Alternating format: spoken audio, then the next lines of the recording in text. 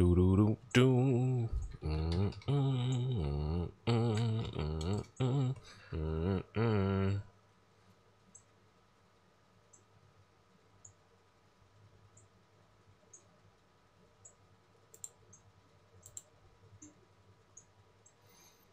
Hello, hello, hello, hello. Check, check, check. Hello, hello, hello, hello. Check, check, check.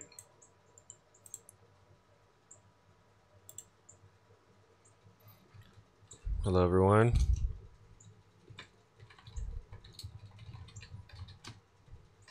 We're actually streaming on a Sunday for a change.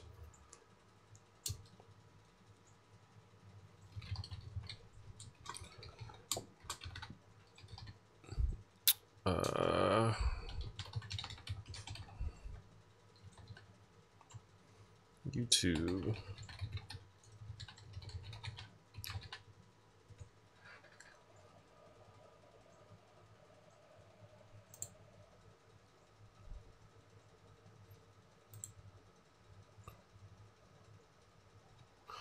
Hello, everyone. Welcome to the weekly stream, live stream Sunday, which has, I think, like 2 of the last 3 have been on Monday instead of Sunday, so it's nice to be nice to actually be on a Sunday again. What's up, Rohog, Social Primer, Randy Sams, Eternal Pessimist, AJ Wheezy. I'm watching you at work, so I gotta turn it down a bit. That's cool. You can mute it if you want. Just want to look at my face. But that doesn't seem like it would be that interesting.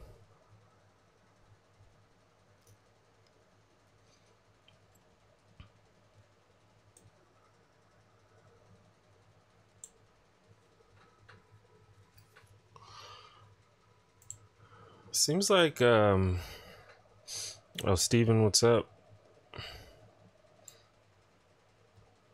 I don't know. There's some I don't know if I don't want to say that they're new people, because that would make it seem like I probably just have not paid attention, like you're probably here every time. But definitely some names that aren't always there, especially at the beginning of the stream. Like there's some people that just seem to always be here at the beginning of the stream. I guess it's just a good time for them.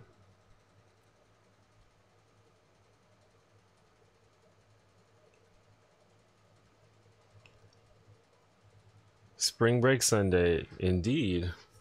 Spring break doesn't really apply to me because I don't have a normal job or I'm not in school. But for all those who are celebrating spring break, I hope you have a good one. Michelle, how's it going? It is 1:20 p.m. here in Birmingham, Alabama. And as you might imagine,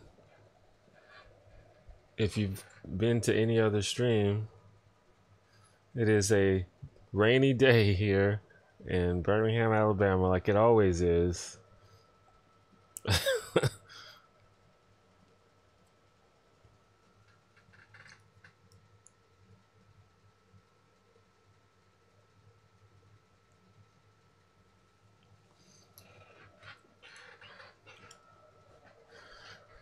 I always make a comment about the weather because I'm just sitting right in front of my window and I can see outside. And it is almost always either wet or rainy.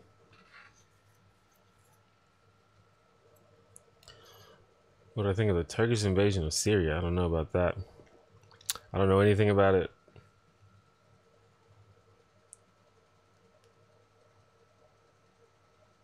I need to pay more attention to international affairs. Had a crazy night last night, got drunk with friends, went to go see Black Panther again. Good times. Sounds awesome. I I didn't do much of anything yesterday, actually.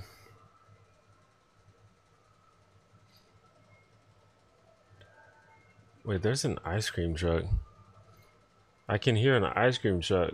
Wait, there's an ice cream truck going through my neighborhood. That never happens.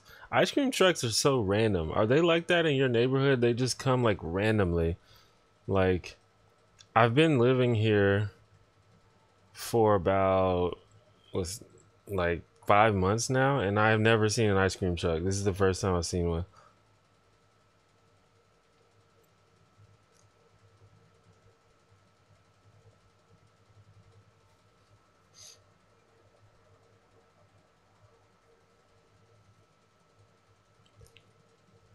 Um,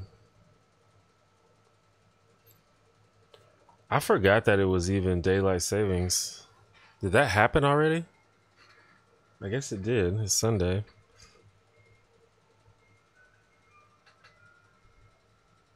That's weird.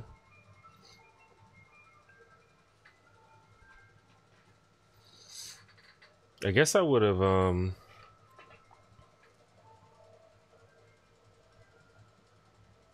I don't know, that's weird cuz I feel like I woke up at the same time I would normally wake up.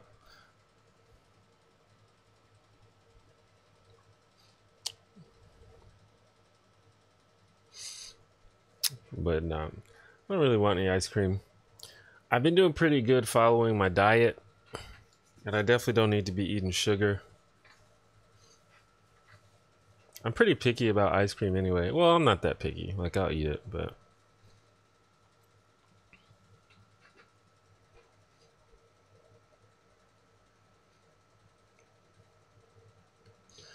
see, it's I guess see, I'm sort of immune to the whole daylight savings time thing because I don't just because of I don't have like a certain time that I have to be up. So like it's just sort of I wake up whenever I wake up and I'm just okay with it and I just don't really notice.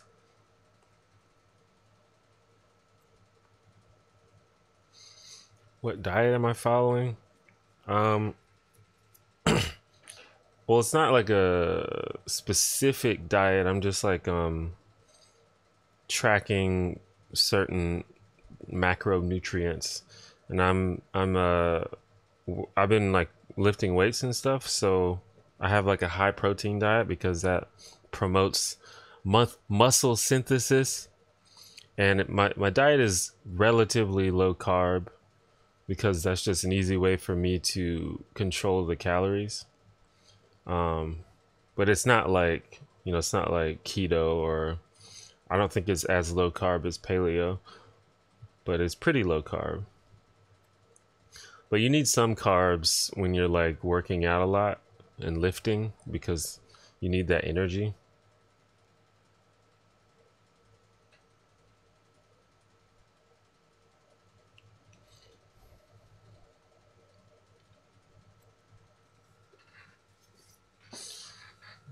But I've been doing pretty good with it. Also, a good thing about low carb is you still get to eat stuff that tastes good. That's the main problem with low fat diets is everything that tastes good has fat in it. But I am trying to stay away from sugar in general. Even if I wasn't on a diet, I would be trying to stay away from sugar because sugar is it's literal poison.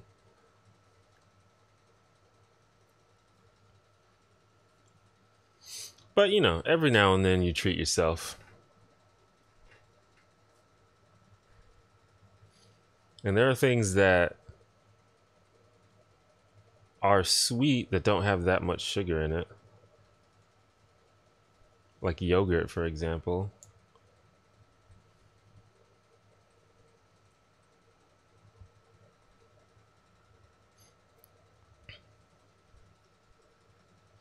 Assuming you're not getting like the dessert yogurt with the fucking like cream, like fucking I don't know, like fruit extract and all that shit.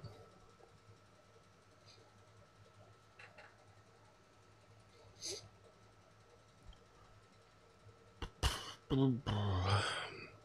don't drink that much coffee, but I enjoy a cup of coffee. And I think if you, in moderation, coffee is actually really good for you. But if you're drinking like several cups a day, that's when it gets like pretty bad. Yeah, like chocolate yogurt and yogurt with like strawberries and vanilla, where it's basically like cake at that point. But just plain like that's actually what I've been eating as part of my diet for because yogurt is an excellent source of protein. So like almost every day I have some yogurt with some nuts in it. Another problem with when you're like working out, especially if you're like strength training and trying to like get fit and like transform your body, is like you really have to pay attention to your calories and nutrients. And it's really hard to do that just in general because every food has a different amount of stuff in it. So the easiest thing, especially like like athletes or bodybuilders, stuff like that, what they basically do is they eat the same thing every single day. And some people just can't do that. It just gets boring, or you just get sick of the same eating the same stuff. So that's kind of a challenge, but so far I've kind of done it because I just pick things that I really like to eat, like chicken and eggs and yogurt.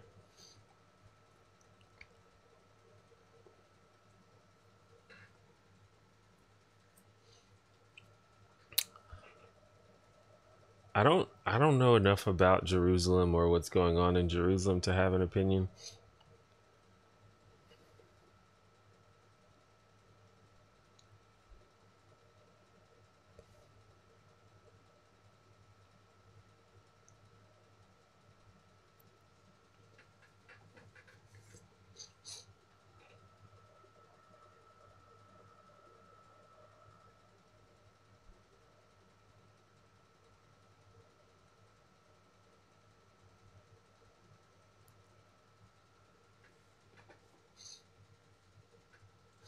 Coffee is definitely an acquired taste, much like beer or like I don't know, other stuff. It's one of those things that you kind of just almost force yourself to start liking because you just keep drinking it.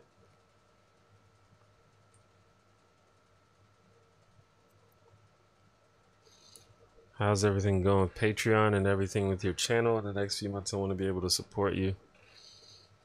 Well, I mean, it's going. I'm still sort of figuring out the best way to grow. My channel has been growing a little bit lately. I'm not real sure why. I think YouTube just smiled on me. This is kind of what happens with YouTube. Every now and then, randomly, it seems like YouTube is sharing my videos with people, and then they just kind of randomly stop after a few months. Maybe there's something I could do to affect that, but I don't know. It's all very complicated and confusing right now.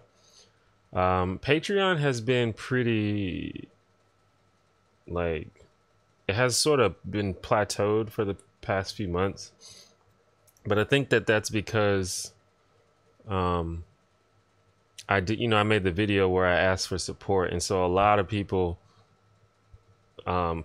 pledged all at once. And I think that, instead it could have been just a slow incline, but instead all of them pledged at once. So I don't know. Patreon is, I think the thing with Patreon is I just gotta make stuff and engage with people to make people want to pledge. It's not really about, hey, I need to get more patrons. It's like, hey, I need to make good content, and then people will pledge. So I think that's how that works.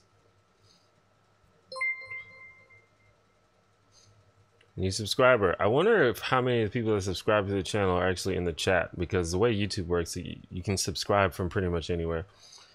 But I think it's cool to have it pop up when people subscribe. So appreciate for subscribing.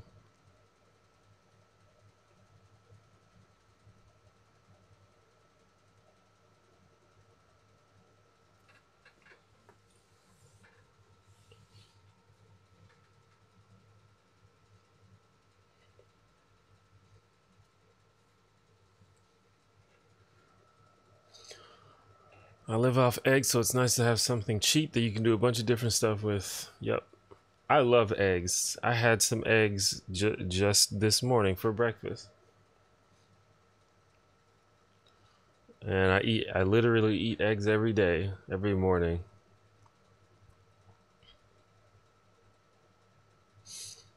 I mean, I guess that's a way to get into beer. I just feel like if you drink a beer that doesn't taste like beer, that's gonna make regular beer taste even worse to you. How do I like my eggs? I always just fry them. I fry them hard.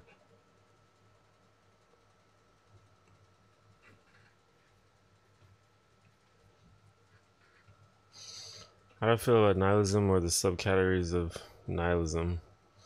Like existentialism or absurdism? I mean, these aren't really things that I've done a whole lot of research about. I think that there's aspects of nihilism, or I think that you can take and you can take a nihilistic approach to certain things.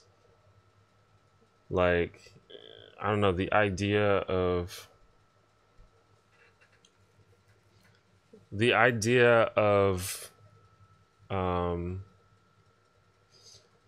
I don't know, sort of like the idea that nothing actually matters, or nothing that like nothing has any, like, I don't know if I'm saying this right.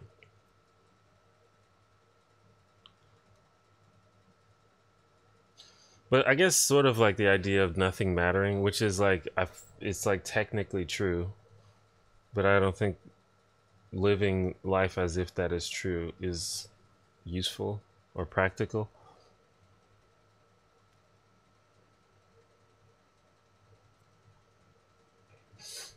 I like boiled eggs.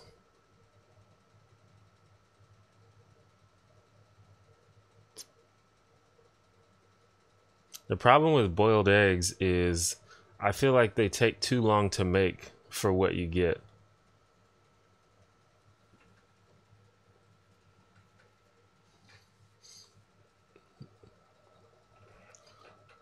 Like inherent meaning versus ascribed meaning. Yeah, pretty much.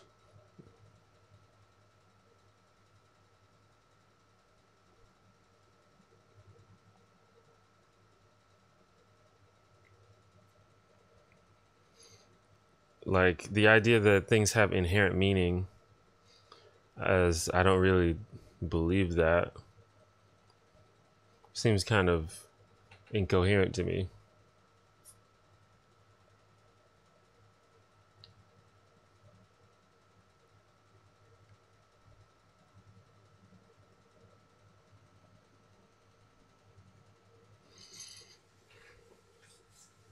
I like literally remember the day that beer started tasting good to me.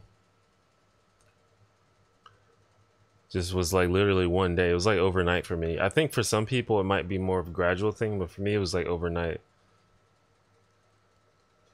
Do I think human life has an inherent meaning? Not, no.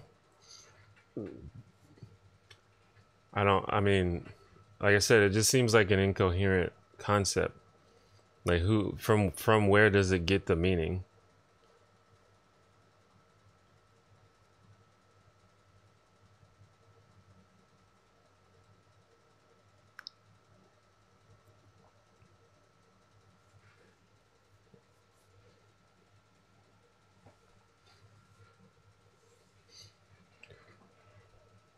I feel like the only thing that is consistent with the idea that human life has meaning is if you believe in some kind of life or force or being that is higher than humanity, that has given meaning to human life.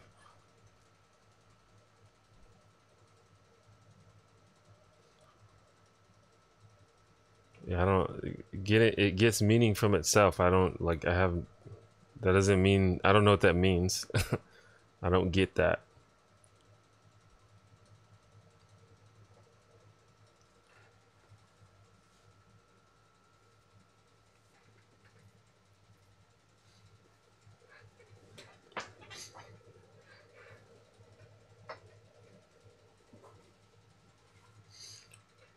I don't think even having a higher meaning, a higher power gives us meaning.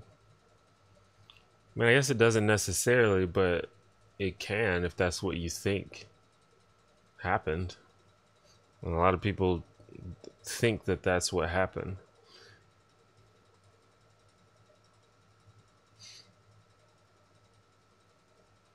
Well, yeah, humans give their own lives purpose and meaning for sure, but that's the question was about if it has inherent meaning. So that would mean independent from what we ascribe to it ourselves. How's your internet been? I don't know. It's fine right now. The way it works is it's usually fine, and then just randomly it just messes up.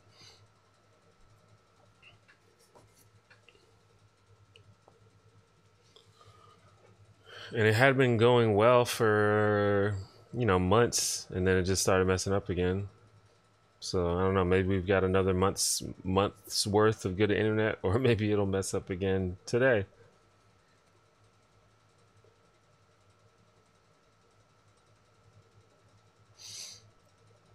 I don't do enough research into like these terms and labels for me to feel comfortable labeling myself.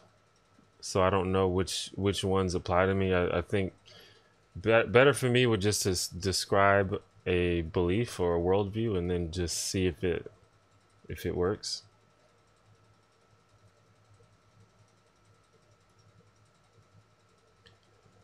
Um, what gives human life moral value? What does it mean? What does it mean for human life to have moral value? What do you mean by that? I don't know that human life has moral value.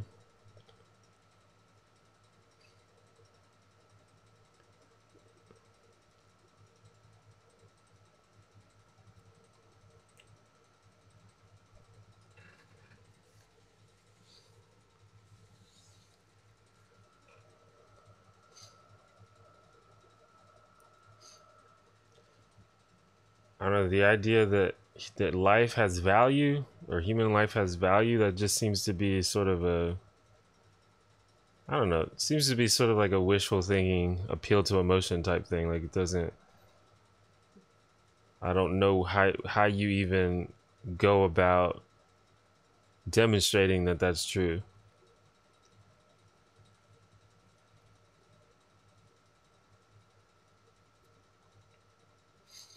Meaning it should be preserved, thus condoning killing and murder. Well, the reason that I think it's bad to kill and murder people is not because I think that life should be preserved.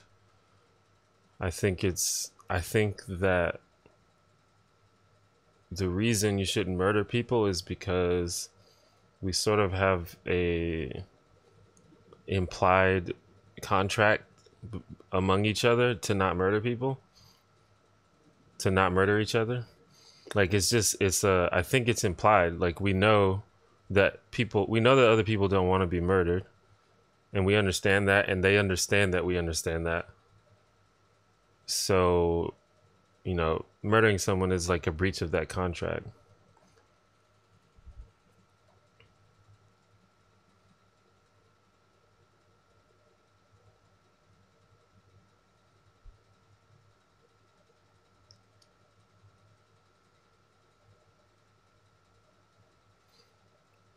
What about people that are suicidal or want to die?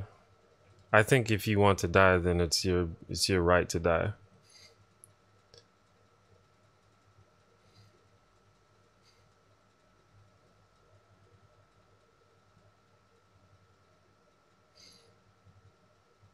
I personally advocate against it, but I wouldn't say that it's immoral to commit suicide.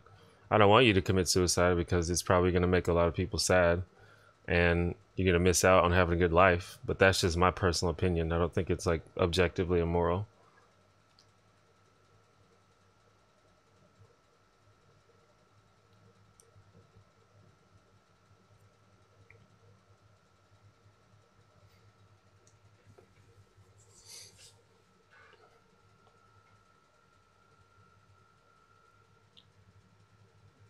I don't.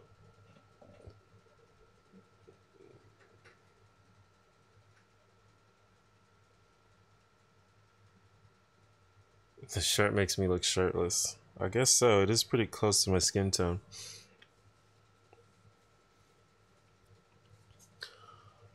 The implied contract doesn't mean anything.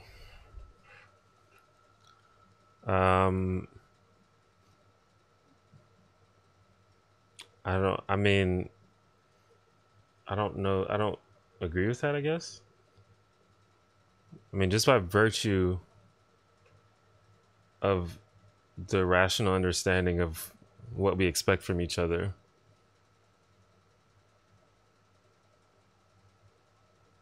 the contract is there. I guess I'm not sure what you're asking.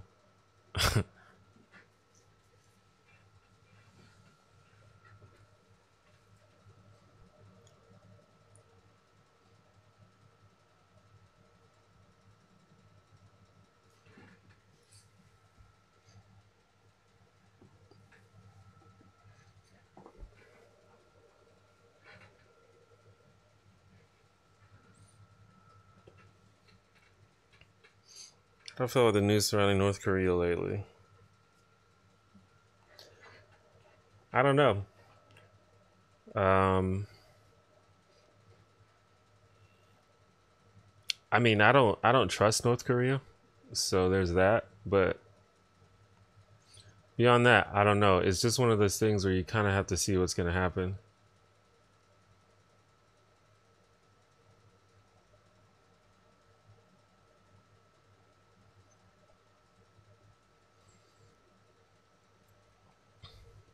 If human lives don't have meaning, why should we care what other people want or expect from us? It's not about whether you should care. It's just the nature. That's just like the nature of a contract. And the contract is implicit and inherent.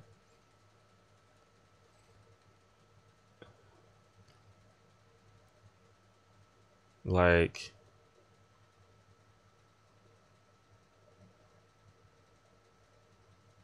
I don't know. I have to.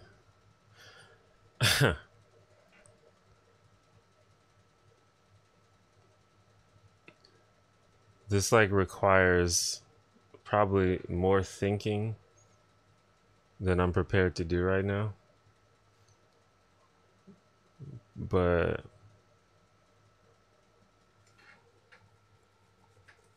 you know, at the end of the day, there's no cosmic authority that's gonna tell you, hey, what you did was bad. Like, that's not what I'm talking about.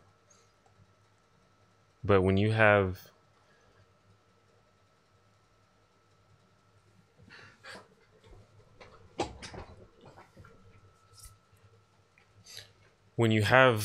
you know, for example, two people and there's implied expectations, it's not about whether you care about what they expect from them, because you just do. It's just there and you know it's there. I mean, you choose how you want to act. But someone would be, for example, if someone asks you a question. Well, this is the example I always use. If I ask you a question, like, just think of a question, like, if I ask you for directions to the store, the asking of the question, it implies that I expect you to answer the question truthfully. Like, otherwise I wouldn't ask the question. You know, it's implicit. There's no like, it doesn't matter if like who cares or who doesn't. It's just everybody knows that it is expected that you answer the question truthfully. So you can choose, like, I don't give a shit about the world or society and I'm just going to be a savage, and you just randomly answer the question untruthfully. But in that situation, I think that it would be justified for the other person to think you're an asshole or to be upset, because that's a rational It's a rational expectation of truthfulness. It's not really about if who cares about what others should do. It's just that's the setup, and I think that's why I think you shouldn't lie to people.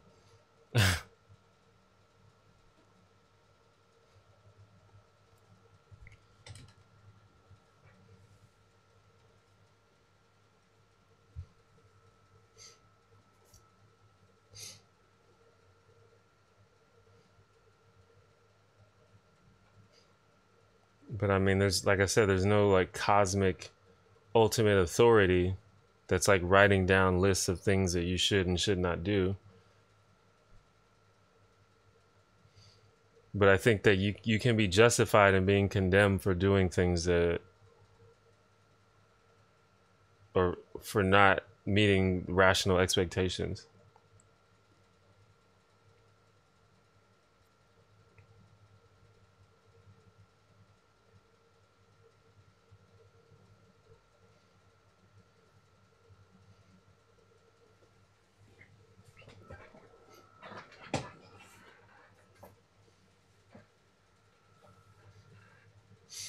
And by the way, I think there's the list of things. Well, I think that probably most behaviors don't really fall into this contract type situation.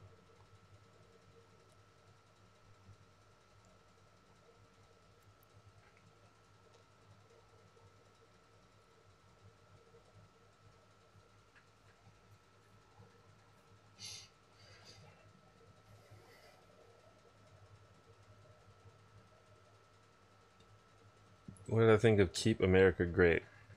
What is that? Is that a thing?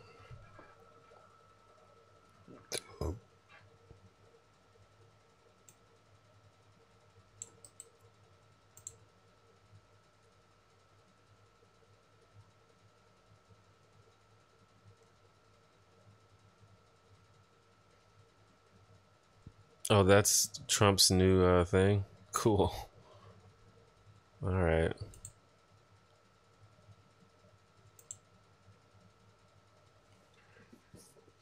Yeah, I didn't see that. Mm.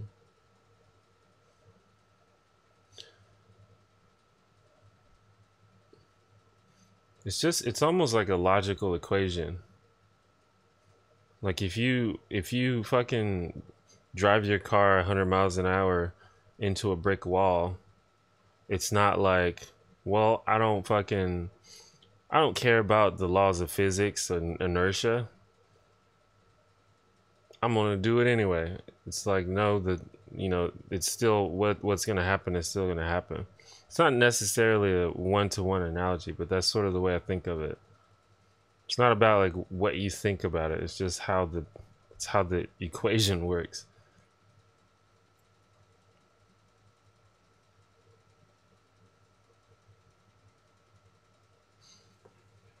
The idea that Trump thinks that America is great, I don't know if that's going to work for him though, because the people that voted for him are still wanting change that he is not giving them. Like that's what worked for him in the beginning, was he reached the people that were unsatisfied and they needed jobs, and they whatever they thought was wrong about the world, is too many brown people, whatever. And since like he hasn't fixed any of that stuff, it's going to be hard for him to convince people that America has somehow become great.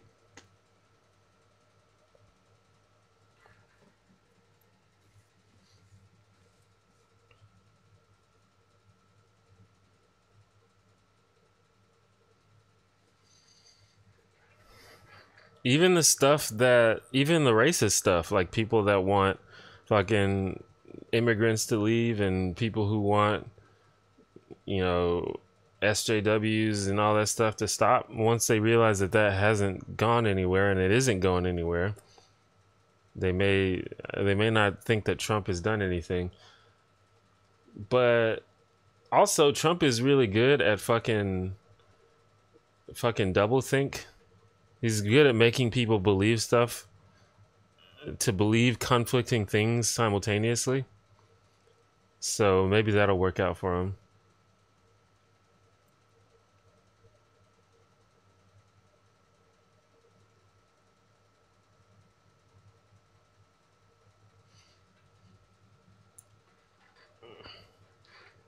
Well, this is a thing. After you are alive for a long enough time, and I think I am just getting to the point where I've been alive a long enough to notice this. This shit happens in cycles.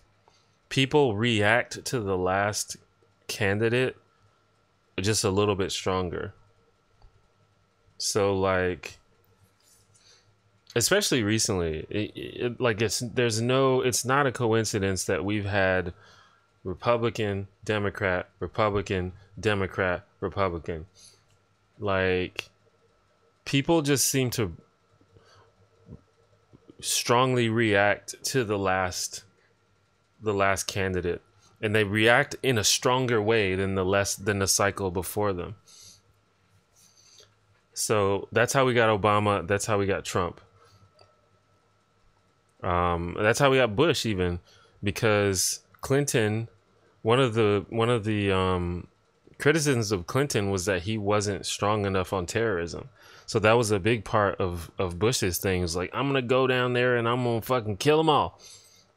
And then he, it kind of sucks, but I think 9/11 happening actually helped Bush. And it basically made him a shoo-in for the next election. So, but another thing though is each of the last few presidents each had 2 terms. So hopefully that doesn't happen here.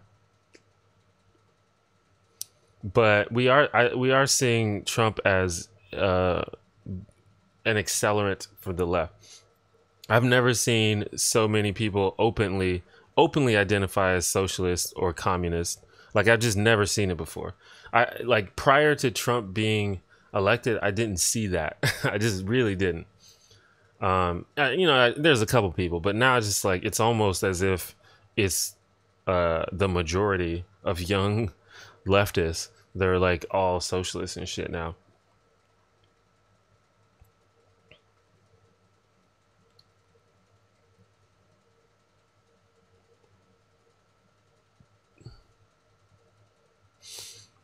I can't imagine Trump being elected again, but I also couldn't imagine him getting elected one time. So who knows?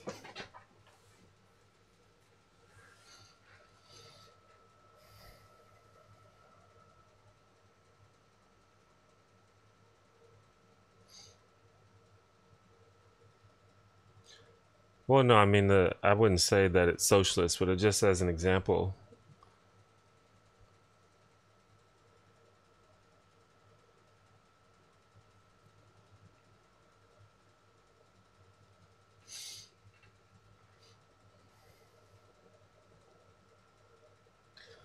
Really, the problem, or really all, this is a problem with America's party system, is we have the Democrats. That's like, it's almost like,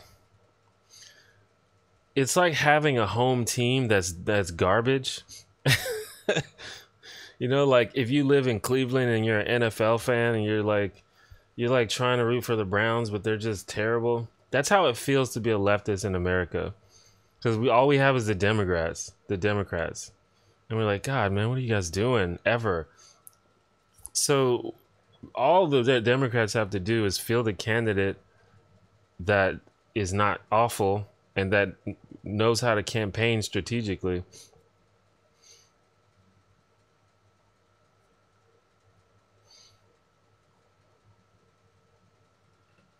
Like, I wasn't a fan of Hillary Clinton as president, but like,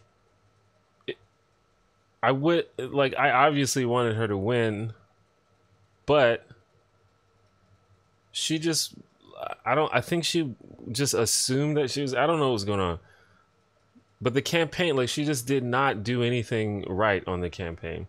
And then there was, you know, the whole DNC scandal and all this other stuff. And there's a lot of stuff that was outside of her control that played against her. And there's like WikiLeaks and all that shit. So I'm not saying it's all her fault, but everyone knew from the beginning that no one liked this person. No one wanted this person to be the candidate.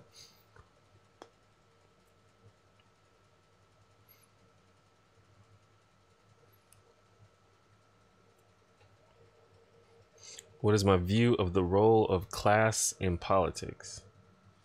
That's like a really super broad question. But class class intertwines with pretty much every institution. But it's interesting because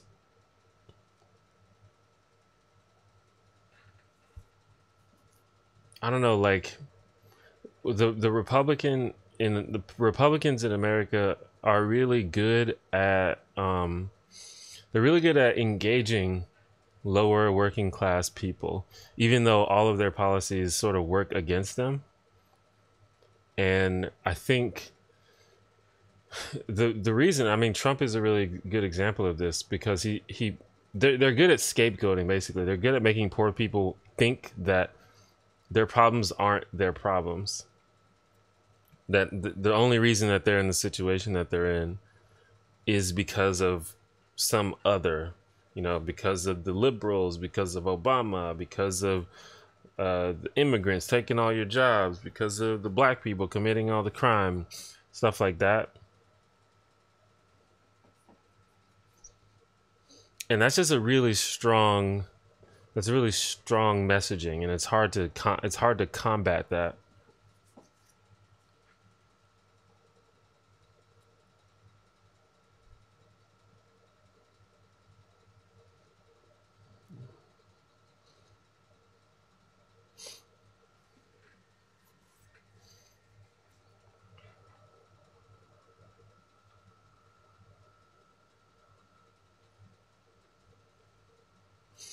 Honestly, I think that better healthcare is in and of itself, if even if that's the only reason that you move to a different country, I think that that is a fair enough reason.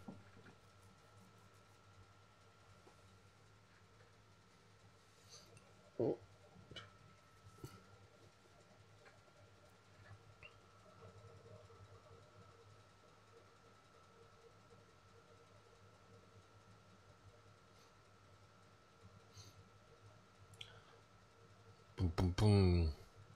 I'm interested to hear the answers to Daniel's question because, like, I know that that is an overblown myth in America.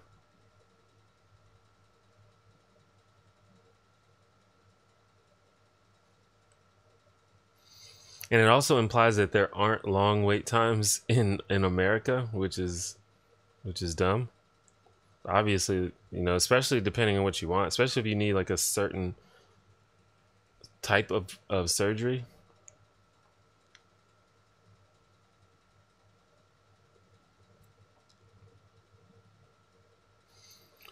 I think sometimes white people just want their own social justice movement. Well, um,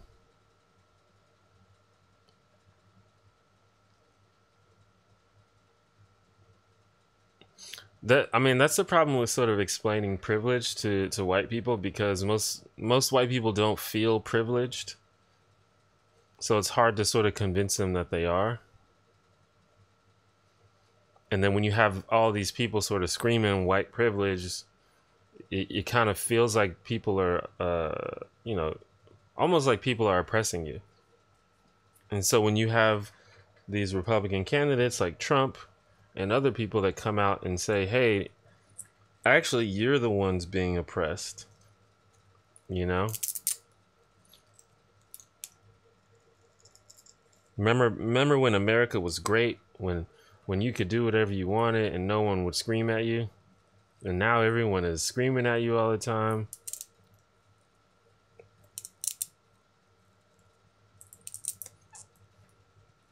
So it's very strong messaging for a certain group of people.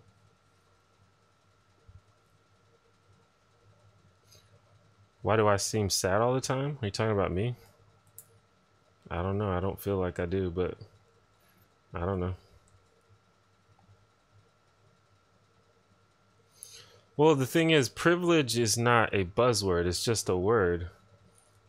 Just literally go to dictionary.com and look up the word privilege. That's what we mean.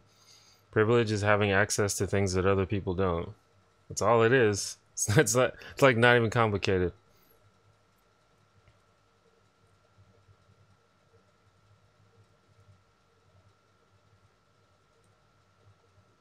I guess you could say that it's used a lot, but the thing is, what other word do you use?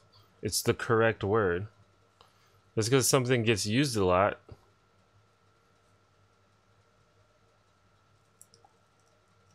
Like, I feel like when I think of a buzzword, I think of something that gets used so much to the point where it loses its meaning. And I feel like privilege doesn't apply to the word privilege.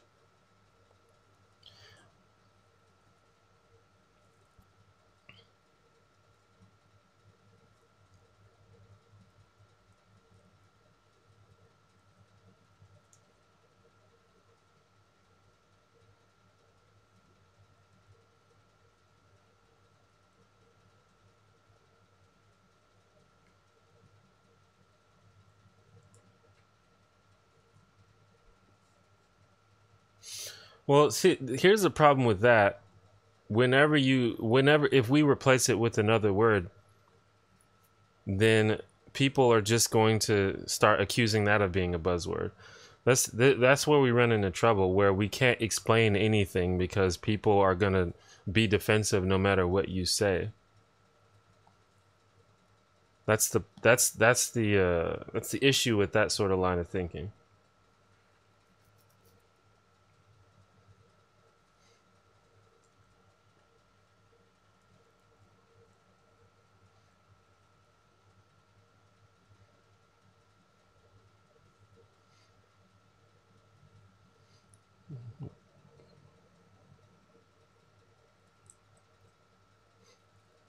Well, I don't know enough about what's going on in Africa to really comment on Africa.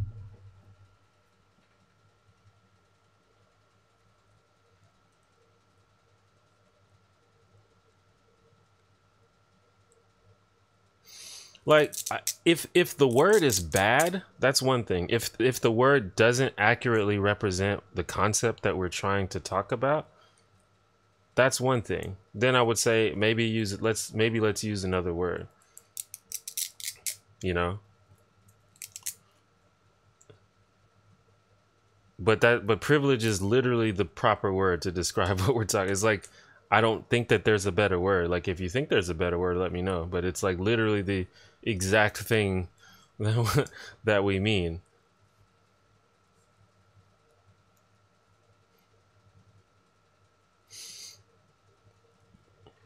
Like, for example, a word that I don't like, which a lot of people disagree with me on, but a word that I don't like is Islamophobia. Like, I hate that word.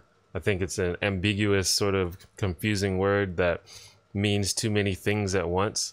So I don't like when people use it. So I advocate for not using that word.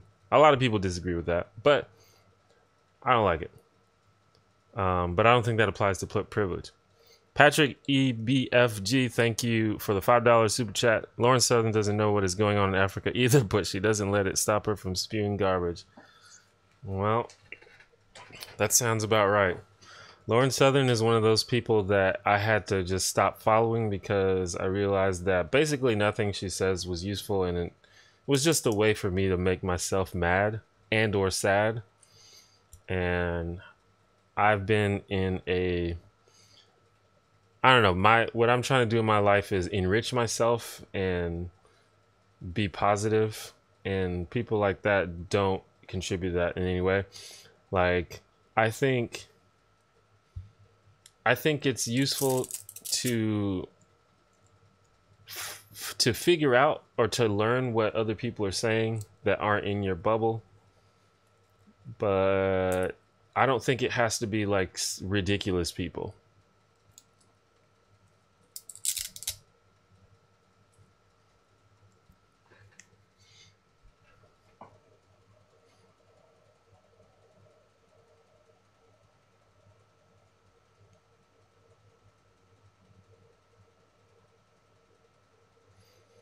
Yeah.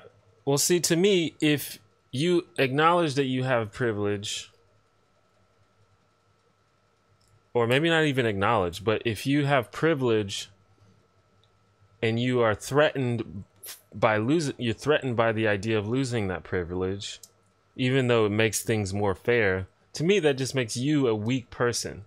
That's a flaw in you, not a flaw in my argument. And I feel like I shouldn't have to bow down to, you know, your lack of character.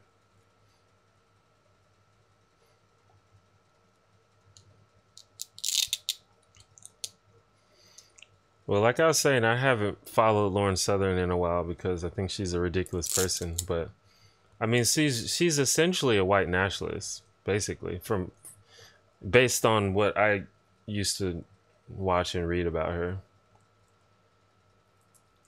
She's like super anti-immigrant, and she's on that whole fucking, you know, white people deserve their own whatever.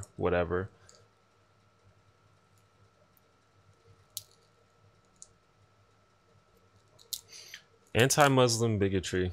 Yeah, I think that that's better.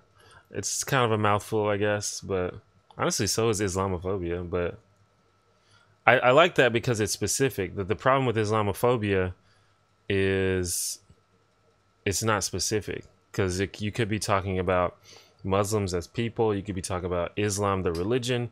You could be talking about Islam, the traditions of Islam. You could be talking about Muslim countries. There's so many things you could use that for, and people like to conflate the two, and I don't like it.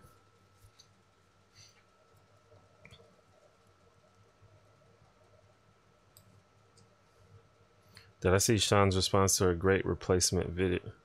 I did. I think I did watch that. Yeah.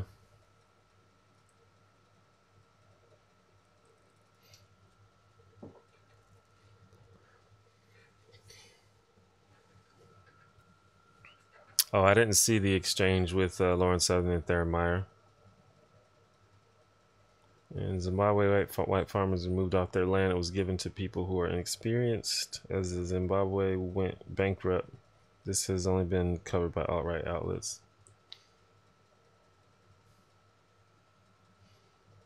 Well, I don't know. Like I said, I don't know anything about that.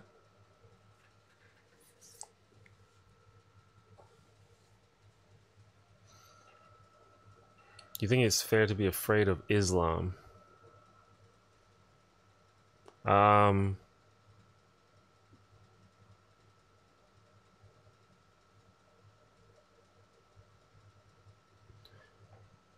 Well, it sort of depends, I guess.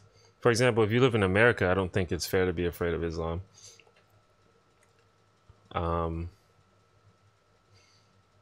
It's hard for me to speak for other situations because I'm not in them. For example, I know that Europe is more directly affected by the effects of sort of Islamic tradition, but I think that it's still probably irrational, even if you live in Europe, for the most part. Now, if you live in a country that is literally, you know, run by ISIS, then it's probably fair. I think it's fair to be critical of Islam, because I think Islam as a tradition and as a religion deserves criticism. Can I prove white privilege? Yeah. It's not necessarily, I'm not going to just devote this whole stream to proving it to you though. But the thing about it is it's like trivially provable. Like, you want proof that white people have advantages over other races. That's like not even controversial. Just look up anything. Just think of anything. Think of any institution, any measure of status or benefit or anything. Just think of, we can just name one right now.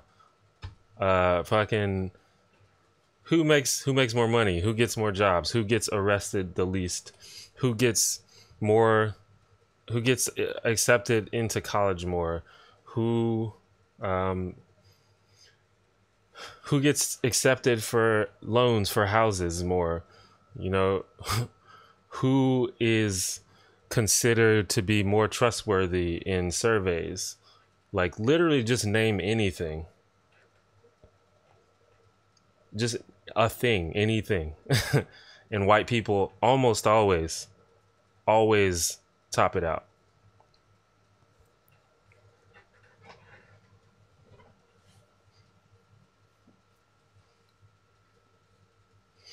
And you can see it in your day-to-day life. It may be hard to see if you are white, but you can just see it. For example, like, how many times as a white, like, if you're a white adult, have you ever been in a store and the store manager followed you around to make sure you weren't stealing? Has that ever happened to you? It may have. I'm going to guess that most of the white adults in this chat that hasn't happened to them. Maybe if you're like a young teenager, that might happen, because teenagers are kind of sketchy sometimes. You know, stuff like that. But, you know, I understand anecdotes are kind of weird. I feel like if you just look around in the world, you can see it. But fortunately, we don't even need anecdotes, because we have tons and tons of data on virtually every subject.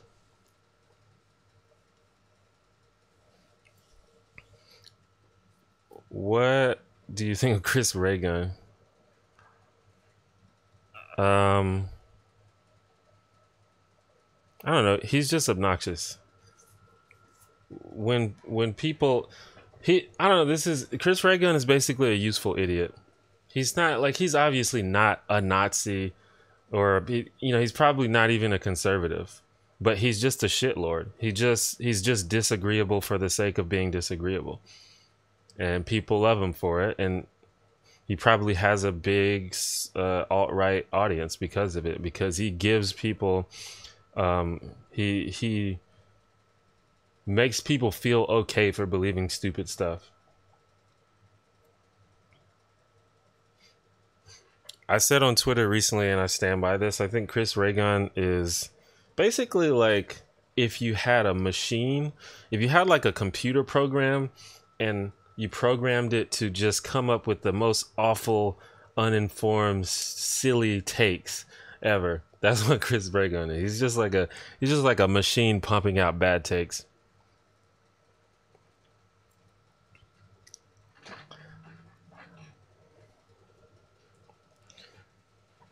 I reckon that's a good question for the next live stream with another YouTuber. You could do men have it as bad as women? Spoiler alert, no. Yeah. I don't like stuff like that, because it's just like trivially true. Like, it's trivially demonstrable. I don't want to have a debate about, like, should I have a debate about, is 1 + 1 really 2? Like, to me, that's the same thing.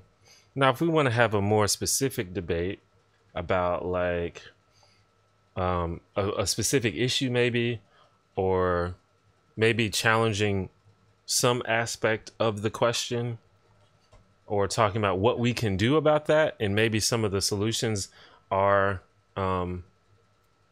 different than what you might think.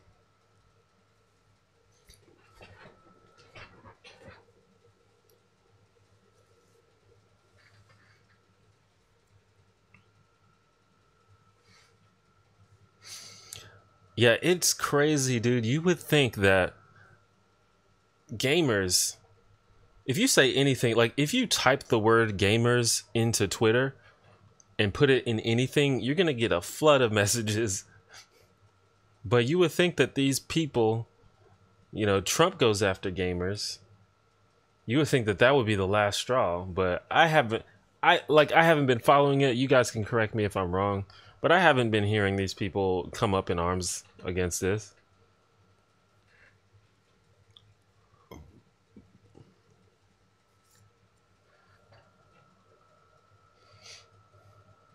Well, that's the thing, eternal pessimist. There are some men's issues, and this is the thing. Even feminists have acknowledged this. There are some things that men face specifically, and there are some ways in which men experience more hardship than women. But you don't get to just cherry pick 3 or 4 examples and then say, "Well, proved it." You have to compare the total the total experience of men versus women, and then you have to explain the degree to which it happens to each of them. This is why, like, when I first heard about MRAs, like in 2011 or whenever I first heard about them, I was like, you know what? I think that's a good idea, because these are things that people don't talk about. People don't talk about, male suicide rates or male homelessness rates or male specific diseases. I'm not hearing these subjects. But then, as I learned more about MRAs, I realized it was just a bunch of shitlords that hate women. So I was like, never mind.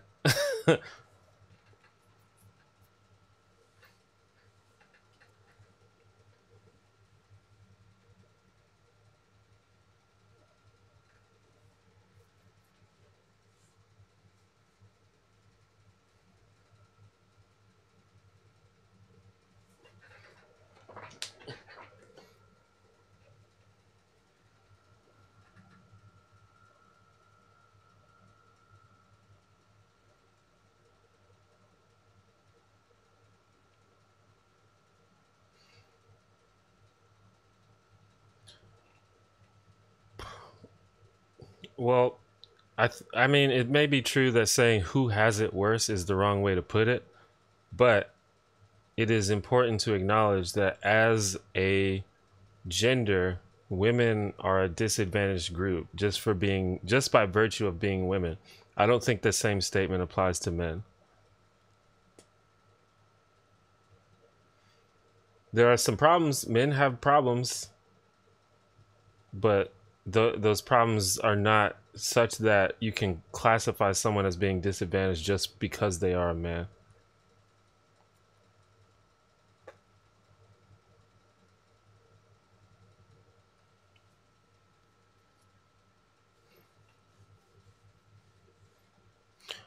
I don't know if MRAs and people like that think that men actually have it worse, but I think their argument is that men have it as bad as women. Some people argue that men have it worse. And then some people go as far as to say is the reason that men have it bad is because of women. I don't think it's subjective. I think it's data backed.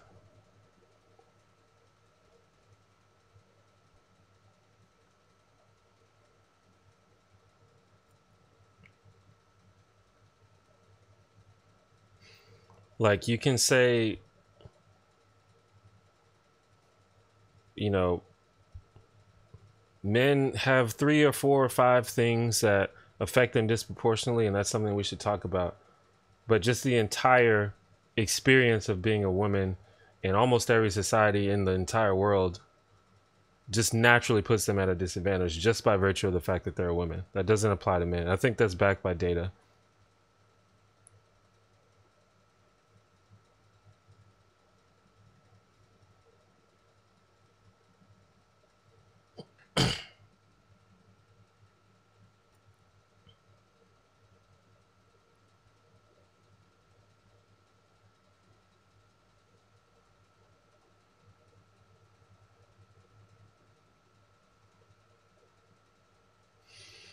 It's like, like person A has he's missing a leg, he's blind, and he's got like fucking Crohn's disease or something. That person has some issues for sure. Let's say person B doesn't have those things, But person B is perceived by everyone they meet in their entire world, in their entire life, to be inferior to person A, and they get discriminated against in every institution. Person B has it worse.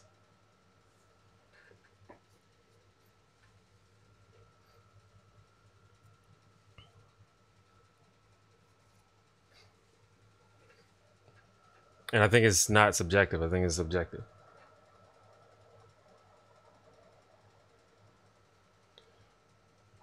What's up, Zoe?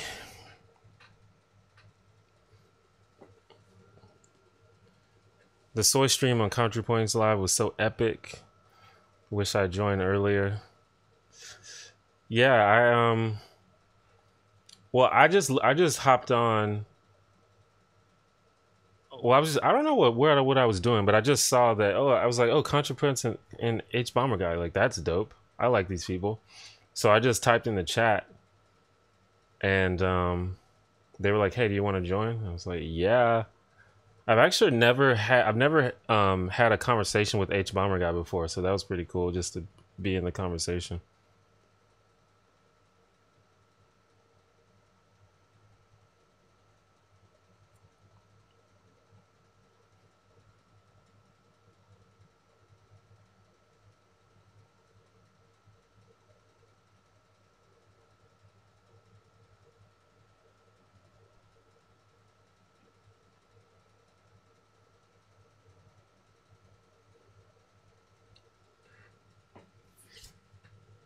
But yeah. And I think everybody in the stream was drunk, so that was cool. I don't know if Claudia was drunk. And I don't think H Bomber guy was drunk, but definitely ContraPoints was, and definitely Lindsay was, and I was pretty tipsy too.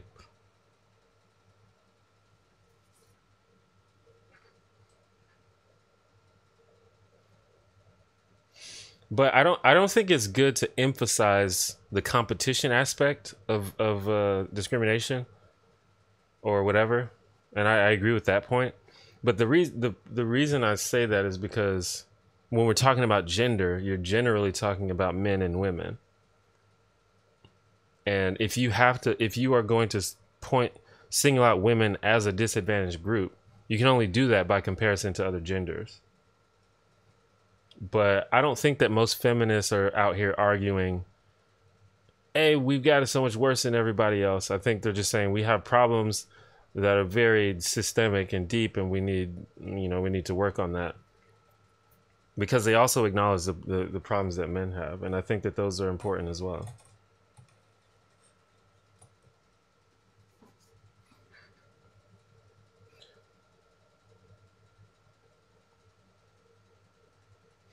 The issue is when you are downplaying other people's problems. And I've seen feminists do this. It happens more often on the other side, but I have seen feminists do it, and that's bad. Like I've heard people that identify as feminists downplay the existence of rape against men, for example, and that's bad. You shouldn't do that because that's a real problem.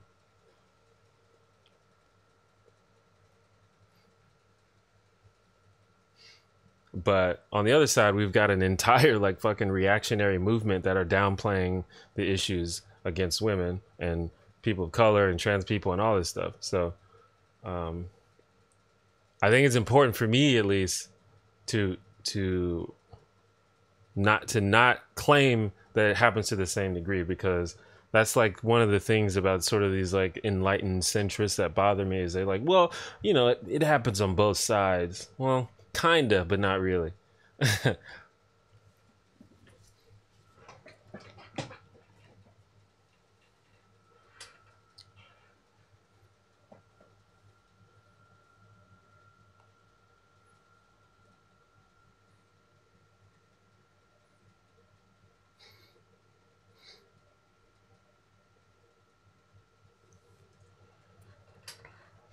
But it's all nuanced as well. Like, and this is something that I try to keep in mind. Like, there's different arenas, and there's different subjects and different ways to talk about the same subject. So I don't want to come off as being like that's that and this is how it is. But I do respect the data and the facts. Um, but you know, the way that these things can be interpreted can definitely vary. But that's why it's good to talk about and have discussions. But I guess what I just want to avoid is people downplaying things that are true. And I'm not saying that anyone here is doing that, but that's sort of why I speak in the way that I do, is because I just want to make sure it's like just so you know that this is what's true. How you interpret it, you know, that's up to you. I have my own interpretation, but you know, the that certain groups are more systematically disadvantaged than others is just true, and I think that's provable by data.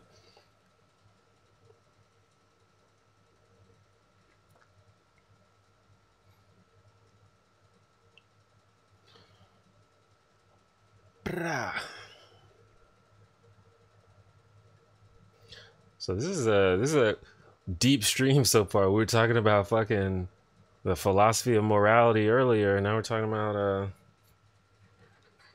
gender gender equality. And honestly, when it comes to feminism, I don't even think of myself as like an expert on that or someone who even knows that much about it. I just know the basics, which a lot of people have trouble with the basics. So I'm happy to talk about the basics. But like, if you want to, you know, if you want to learn about feminism, you should like, you know, fucking go read some books or something. Or if you want to watch some YouTubers that talk about feminism, I'm not the one to do it, you know? Like I've sort of become associated with feminists on YouTube, but if you look at my content, I almost never make videos about feminism. I've made a couple, but not that many, like compared to my total my total collection.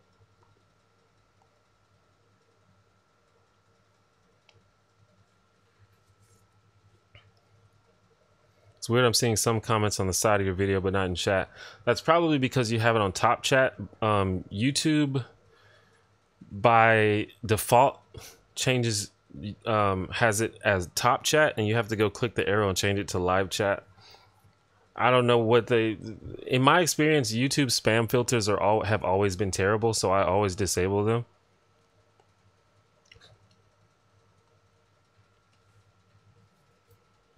Because, for example, I haven't seen anything that has been spam, but it still filters stuff out. So,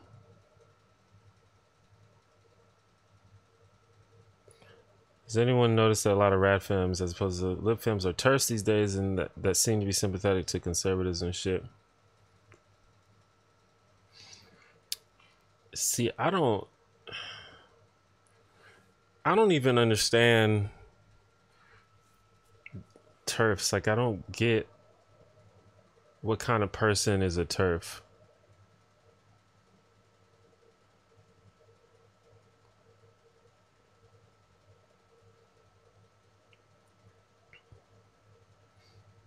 And honestly, that's often a conversation that I just stay out of because that's just not my lane at all. But I just don't understand why you would be trans exclusionary. Like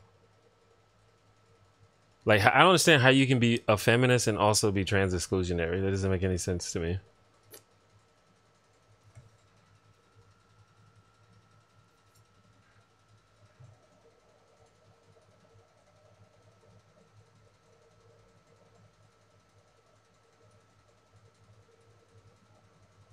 But I will say the word turf is overused. People describe people who aren't trans exclusionary as turfs. At least, you know, like on social media and stuff, which I I continue to stress shouldn't be used as like a basis for how the world is. But I do see it a lot. Like ContraPoints gets called a turf, which is like literally ridiculous.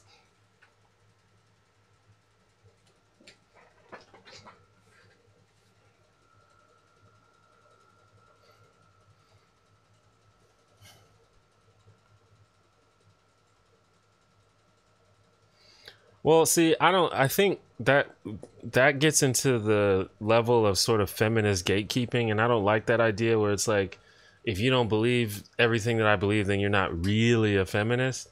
That's kind of weird. I understand, you know, you can be I I don't know. I understand, like, you know, being trans exclusionary is just fucked up, and it's not a thing you should do. Um, but just the idea of, you know, the gatekeeping aspect, it just gets messy.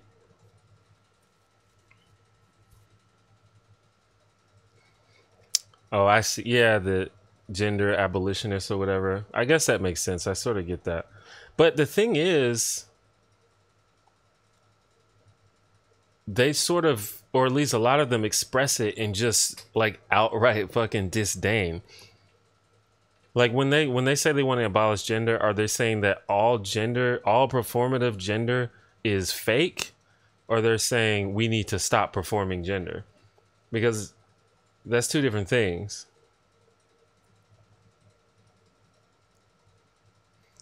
Do I listen to Bjork? I haven't in a while. I used to, like, a long time ago, and I liked it. Like, Bjork, do you ever notice that, like, for some reason all of these like indie singers from like the UK and America just decided that they were going to sound like Bjork? They all, like, you know, adopted that sort of breathy, like that that's that kind of sound. They all sound like that.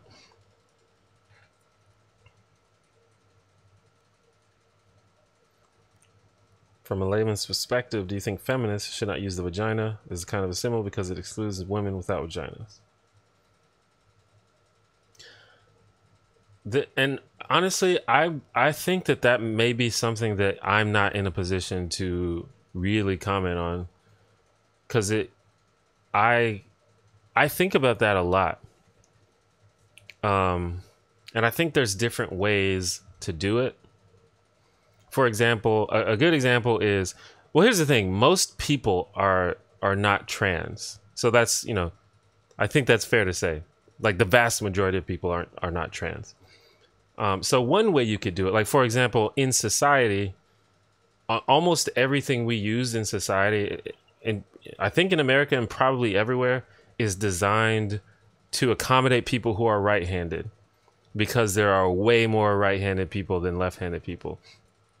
And left-handed people, most left-handed people that I know, don't really care. Like, it's annoying, but they deal with it. So that's one way to approach that idea. You can go through life as, okay, we're gonna accommodate the majority, and as we meet, you know, a person that doesn't fit the majority, then we'll address that differently. I don't know if that's the way that I agree with, but that's one way. That's one way to deal with it. Another way to deal with it is just to be inclusive in everything you do and say, and that's, you know, that's, I guess that's a little more inconvenient for the majority. And I think about this a lot because, for example, I was watching. This happens all the time because our language is so sort of cis heteronormative. Like, I was just watching a College Humor sketch, and the person, the joke was, one of the characters was pretending that they don't. She was one of those people that say, "I don't see race," but they took it to the extreme where she said, "I don't see gender, I don't see age." That's pretty funny.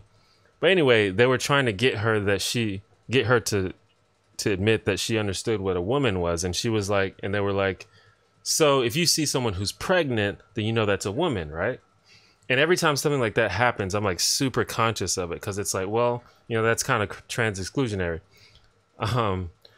But, you know, College Humor, as you probably know, is a very progressive, you know, company. Like, I don't think they have any intention of being trans exclusionary, but I think that they've just chosen to use the language that applies to the majority. And I feel like I think you can make an argument for that, but I don't know if that's what I personally agree with.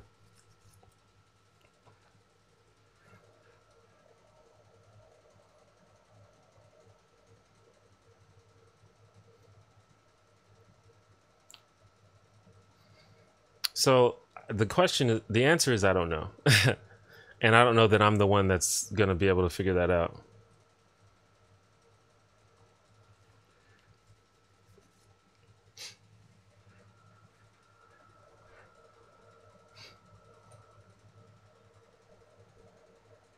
Like in my videos personally, I don't know if you guys have noticed, but in my videos I try very, very hard to use inclusive language, and I try not to use any cis hetero normative language.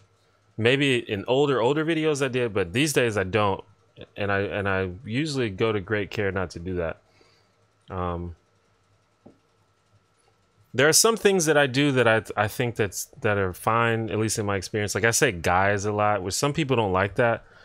But in my experience, you know, even people who are women don't mind it if you're addressing a crowd and you say guys. So I do that.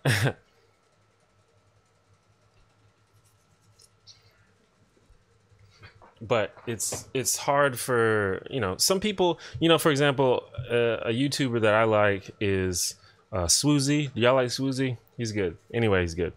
But his videos are all about heterosexual relationships, and all of his videos sort of imply that heterosexual relationships are like the normal relationships. And again, I'm pretty sure that Swoozy is not like anti-LGBT or anything like that, but that's just the language he's decided to use on his content. And I think it's his prerogative, but I've chosen not. I try not to do that.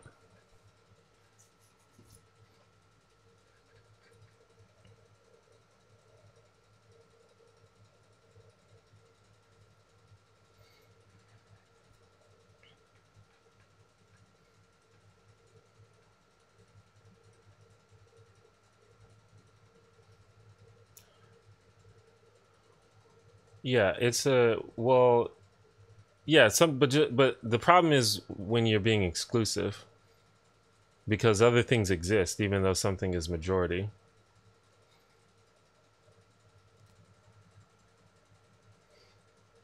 You like, for example, if you watch the show Friends, there's almost no non-white people on that show, even though they live in New York, which is a very diverse city. Yeah, there's a majority white people in the United States, but you could choose to be inclusive and not imply that only white people live there. And the same thing when you're talking about language in your YouTube videos. If I say, you know, if I make a video about a relationship, I could just make it about heterosexual relationships because that's a majority, and most people will get that. Or I could be inclusive and not imply that those are the only type of relationships.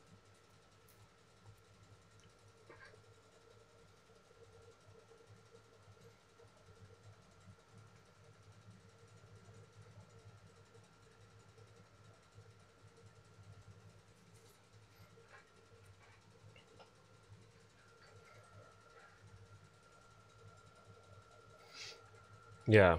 Seinfeld was a lot better. Like I've gone back and watched Seinfeld, and it's still pretty whitewashed, but compared to Friends, it was a lot better. The Seinfeld had a lot of black guest stars.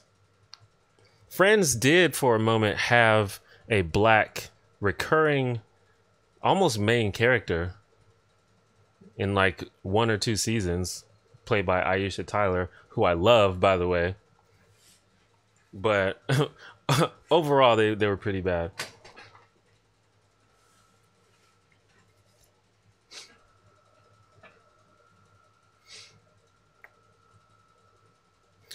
Do you think criticism should be a class in high school, i.e., learning to take and give constructive criticism? I mean, I think that's a skill that we should learn. I'm not sure if it needs to be a class. I mean, it could be maybe a part of a different class. Like I think I took sort of like a critical thinking class in high school, and they could add that in there. But I think that's just like a life lesson that you learn from your family and friends.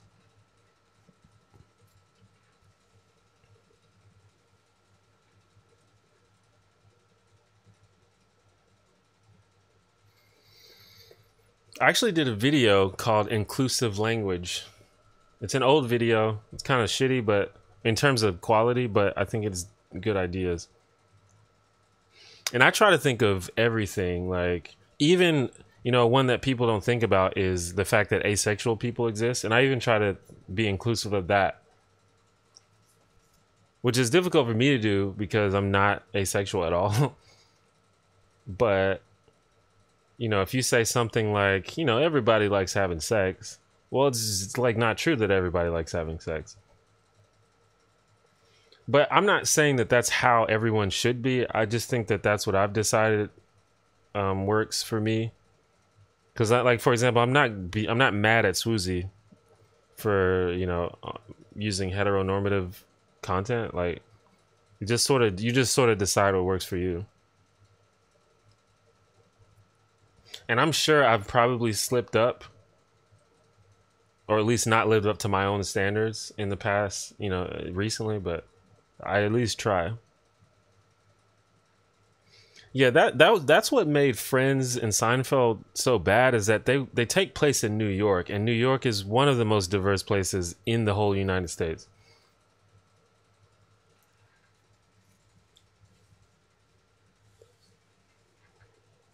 Like, if it took place in fucking, I don't know, like the suburbs of North Dakota or something, then I could see.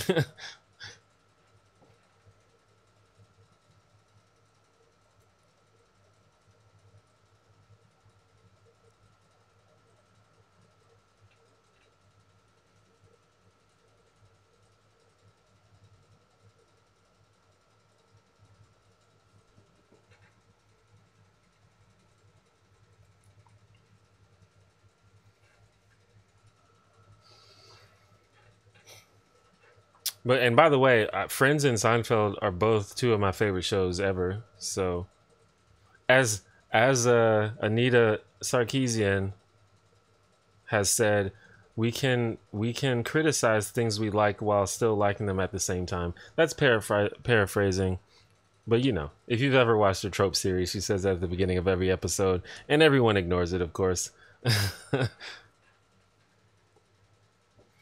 There should definitely be some kind of critical thinking course in high school and college. But that's a little bit different than learning to accept criticism, which is what was asked about before.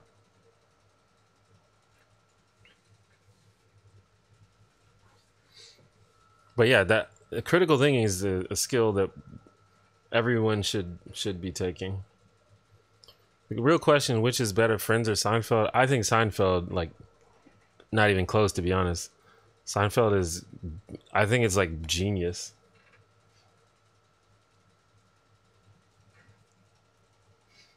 Well, Stephen, that's probably the reason why it's not common for critical thinking to be taught.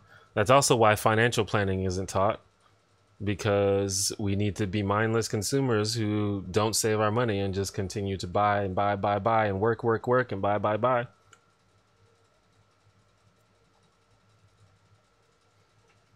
You watch cartoons? I haven't recently, but I like cartoons, but I don't watch much TV at all these days. I used to watch cartoons all the time. Steven Universe is pretty good. I've seen a few episodes. Favorite Seinfeld episode? Probably the parking garage. It's such a great episode. Just from sort of like a writing, you know, directing, performing, like all those aspects. It's just like the best episode. It's so great.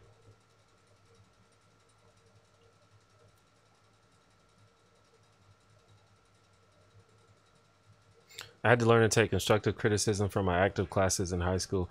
Yeah, taking any class where you have to like show your work to other people, that's a good way to very quickly get over yourself and learn how to take criticism. I took creative writing classes where we had to workshop our stories, And that's kind of rough sometimes, where you just have people telling you to your face that your story's garbage. They're usually nicer about it than that, but if they say like, you know, well, this part doesn't make any sense, or I found this character pretty flat. It's like, damn, man, cutting me deep.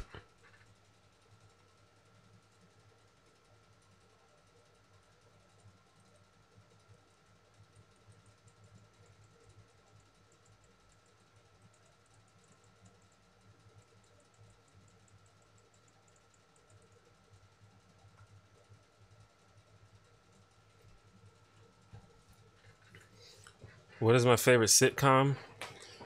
Probably The Cosby Show. I mentioned this in the video, and how it's very conflicting for me now because Bill Cosby.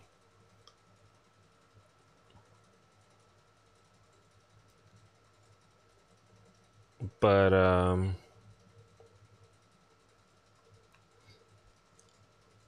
it's just such a good show. It's it can be really fun and illuminating to read negative reviews of movies, books, albums you love. Yeah, sometimes it can ruin it for you, because it's like, if it's right. I think that's why I don't like Fight Club anymore. When I first saw Fight Club, I was, just like any other teenage boy. I was like, oh man, this is so cool. But then it wasn't, I don't even think I saw a professional review. I think I just saw someone talking about it, and I was like, you know what? You're kind of right.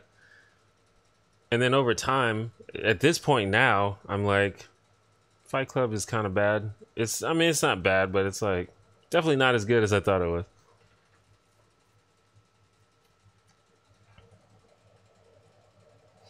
What did you hate about having a day job? Personally, I hate upper management making decisions with little to no concern for the workers under them. Yeah, well, I feel like that applies to just almost all companies. But yeah,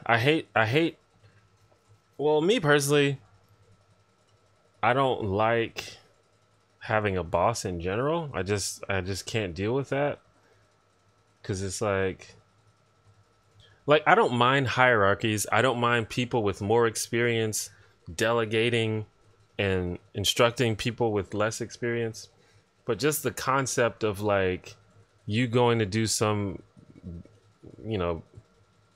menial task, and someone above you that's just like, hey, do it better, do it faster, come in early so you can do it more. Like, that's fucking stupid.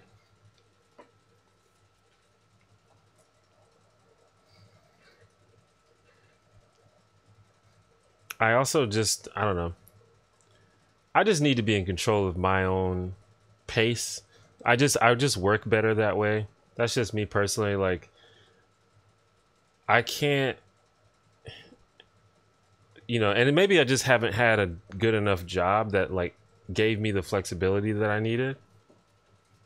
Because, I know some people that have jobs where they can just be like, you know what, I need to take a break, and so they just literally take the rest of the day off, and that's fine. I've never had a job like that. I've never had a job where it was okay to just be like, I'm going home. But that's the type of thing that I need. I need to be like, okay, I need to work at my own pace, first of all.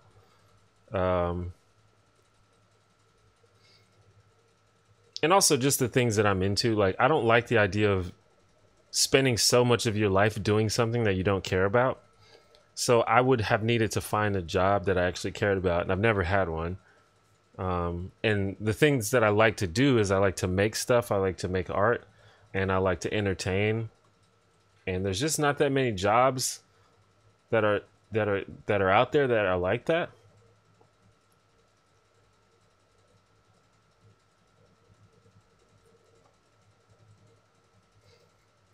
And so I was pretty lucky to find YouTube. Do I give myself deadlines? To some kinda. But I'm not gonna be upset if I miss a deadline. And like, for example, I made a video 2 weeks in a row at the beginning of this month, I think. Like my last three videos, I think. My last three videos were a week apart. But it's been 2 weeks since my last video. I don't know if you guys have noticed. And the reason for that is just because I've had a lot of stuff going on. And I've had, you know, it was my friend's birthday the other day, so I wanted to hang out with him. And I've been helping my mom with stuff because she like had not an injury, but she had an illness. It wasn't anything serious. Don't be too concerned, but I just had to help her out for, many days. So like if I had a regular job, most jobs are not going to take that as an excuse. They're not going to be like, oh, it's your friend's birthday, fuck off. Or, you got to help your mom. Okay, you can do that for one day, but you better come back. But since I don't have a regular job, I can take an extra week off and be fine, I mean, maybe my audience are going to be like, oh, he hasn't made a video in 2 weeks. I'm unsubscribing. But that's rare. I don't think that's going to happen.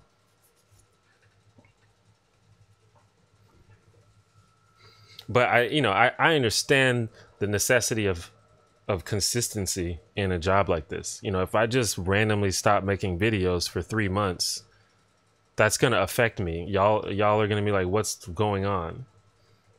But I think I'm in a position where I can take an extra week off and it's fine. And then I'll just make another video, which I should have a video in a couple of days, actually.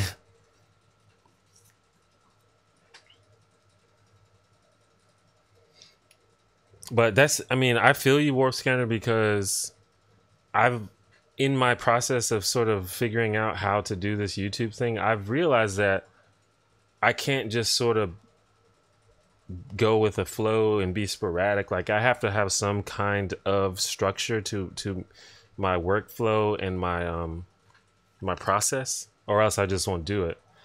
That's one thing that I think probably a lot of people who go into creative fields, especially if they're working for themselves, if you're like an artist or something like that, or a YouTuber or a blogger, you'd think it's like, okay, I've got my dream job, so I can just relax and I'll just make stuff when the inspiration hits me, and I can just go with the flow. But it just doesn't work like that. You just gotta do work all the time, and you have to make yourself do it, even if you haven't had this like magical spark of inspiration. You just gotta do it. Well, I have a job that I hate. Well, Sim, go make that money. At least that's the thing. That's the trade-off. They give you money. It's hard to argue with that.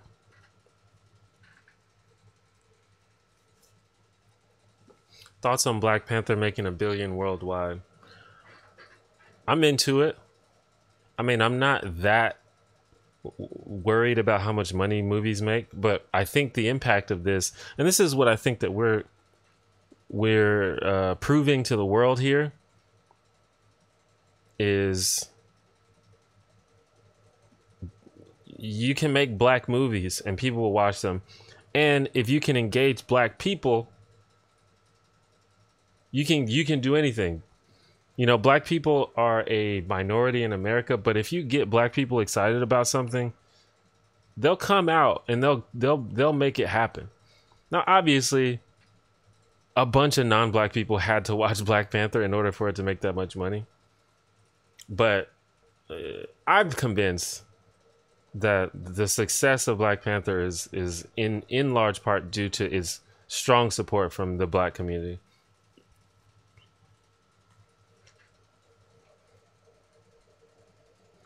Black Panther rubbed me off the wrong way. I don't know if that's the way that term goes. Do you think the alt-right has a chance of any real power in America? And is the alt-right inspired by European fascism, which is alien to most Americans? And the alt-right. I'm doubtful because of how diverse America is, and the alt-right is inspired. Well, I feel like the alt-right has has found real power in America in Donald Trump. I mean, he's basically a fucking spokesperson for the alt-right. You know, not like officially, but he's saying the same shit that they're saying. And then for a while they had Steve Bannon in the White House, and Steve Bannon literally called his website like the mouthpiece for the alt-right, I think is what he said. Like that's literally, you know, so they do have power. I don't think being alt-right is ever going to be mainstream, because I think it's abhorrent to most people. But I think it is a mistake to sort of just cast them aside as just people that have no influence, because they definitely do. And even if they don't have like power in the highest forms of government, there's still a huge problem just domestic terrorists. So they have to be taken seriously.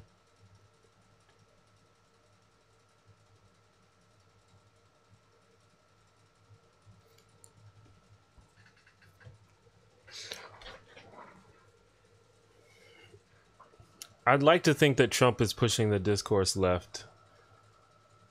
But like I was saying before, there's always a reaction. So there's a reaction to Trump, but there's also going to be a reaction to that reaction.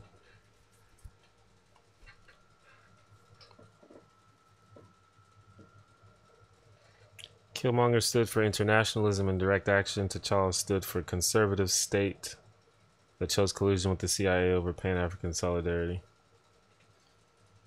I mean, yeah, I think it's a fair criticism, but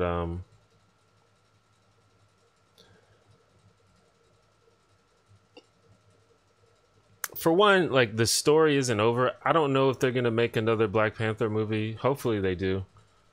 But that the story isn't over, you know. There's more to be told, and we have yet to see how T'Challa is gonna rule his kingdom. But you know, within the Marvel universe, I think they need, you know, they need a hero that's on, you know, their side. You know, they need a hero that everyone can identify with. Did the stream lag a little bit there?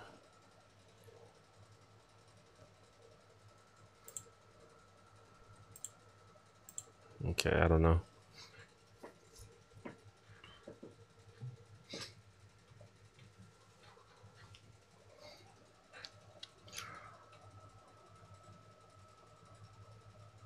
But I think that the idea of the ending of I mean, wait, I feel like we can't spoil Black Panther.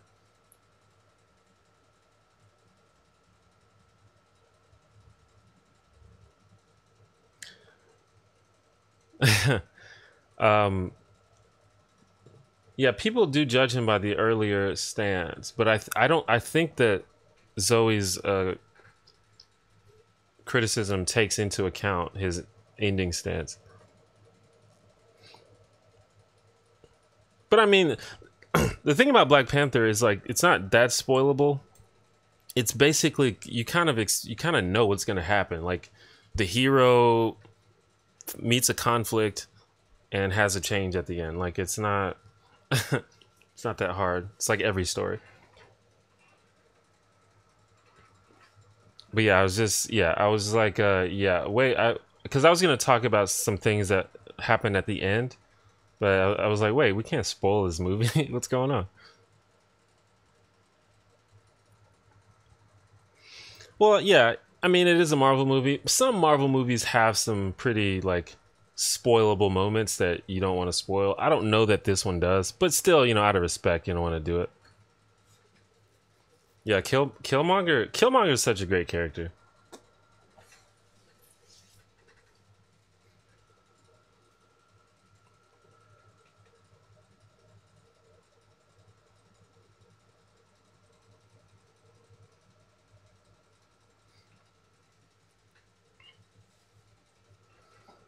But to be fair, sometimes these spoilable moments are in the trailer, so it's like, okay, cool.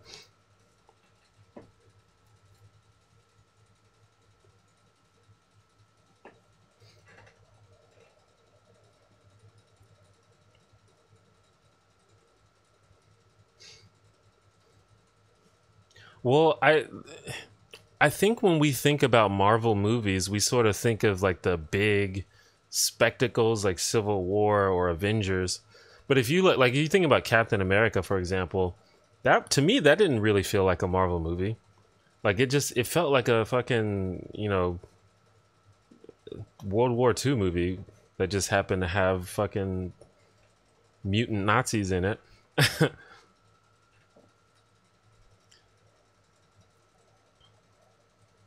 Like it didn't really feel that much like a superhero movie. Maybe like towards the end.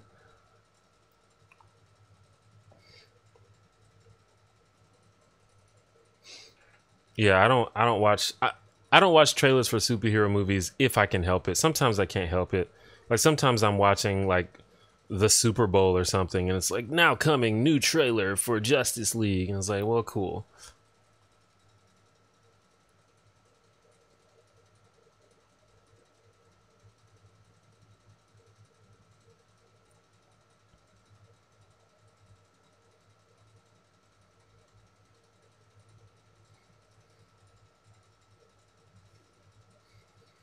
I would say that Killmonger is the best villain of any Marvel movie.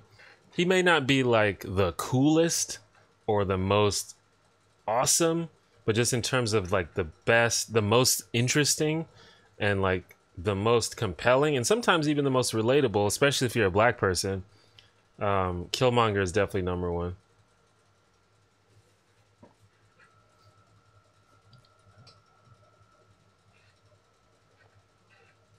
Like I don't know, I'm a simple man. I just like an awesome villain sometimes. Like I fucking liked Whiplash from Iron Man 2. Like I fucking who was that? Mickey Rourke. Like I just thought he was awesome.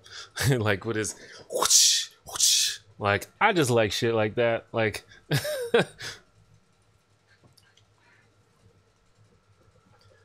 but in terms of just a compelling, interesting villain, got to give it to Killmonger.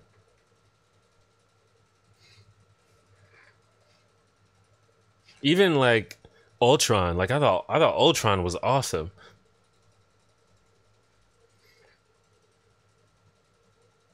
But that's just me being, you know, old and simple. I just like awesome villains. Vulture's really good too. But I think that was just a performance. Sometimes the character's not that great, but the performance pulls it off. And I think Michael Keaton pulled that off. I feel the same way about Bane in Dark Knight Rises. Is that what it's called? Like to me personally, I think that movie is pretty trash. And the character of Bane is like really dumb, but the performance was so good that it just made it work. Like Bane literally carried that whole movie. All right, that creepy fellow, thank you for coming to the stream.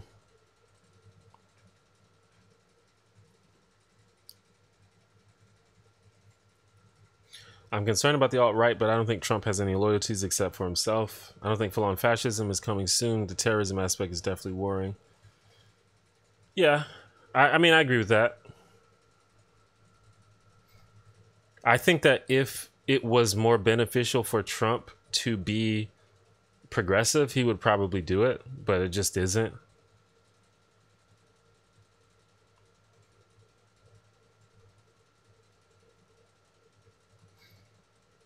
Magic Theater did a great video on Vulture being not a villain but an anti-hero. I have to watch that. I don't know if I agree with that. I think he was definitely a villain.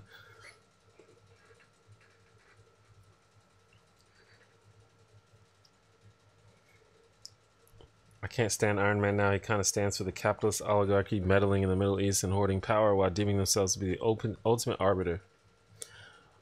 Yeah, I think that they tried to touch on that in the Iron Man series. Like they acknowledged that, but I don't think they really resolved it.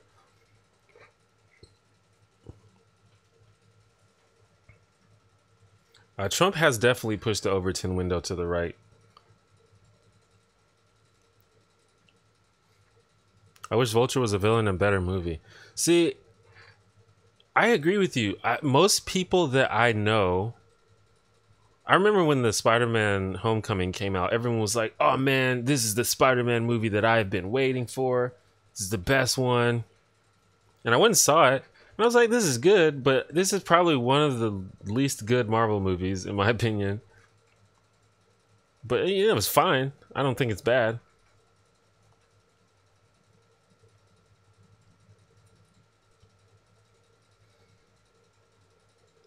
Bane reminds me of Val Kilmer as Doc Holliday in Tombstone. Absolutely great scene still and performances. Yeah.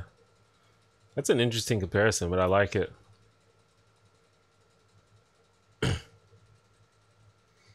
So I kind of felt weird because I felt like I was the only one that kind of thought that Spider-Man movie was a little overrated.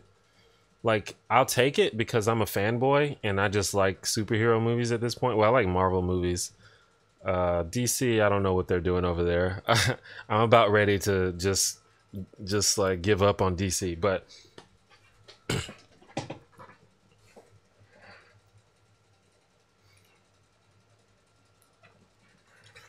I think a big part of the recent surge of nationalism isn't just based on racism or specifically white Christianity that wants to control culture. I think that makes sense to me.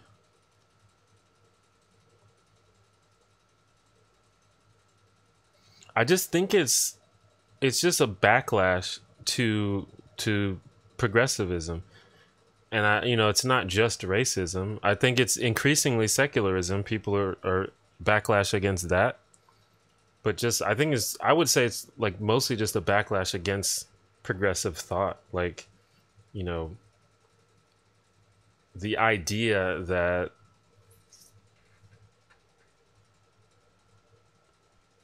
people should have the same rights, basically, the idea that we should be sensitive to other people and other cultures, and that it's the idea of collectivism versus individualism, stuff like that. I liked Wonder Woman, but I think I was just so happy to see a DC movie that wasn't trash. I probably gave it more credit than it deserved. Also, I just like instantly fell in love with Gal Gadot, and I think that it's I don't know. It was hard to pay attention to the movie because I was just mesmerized by her the whole time. I actually did not see Logan. I need to see that. I need to like rent it or something. Recent surge of nationalism mostly comes from the failure of neoliberalism. I think that's definitely part of it, and I think that's actually interesting, but I think that ties into what I said, because the neoliberal establishment or whatever has failed to sort of back this, what I would say is probably a majority progressive idealism within the left in America, and they just sort of outright rejected it. I don't even know if progressivism is the right word there, but just like literal leftism. And I guess the fact that we're sort of a movement without a party, and I think that may have resulted in the other party gaining control.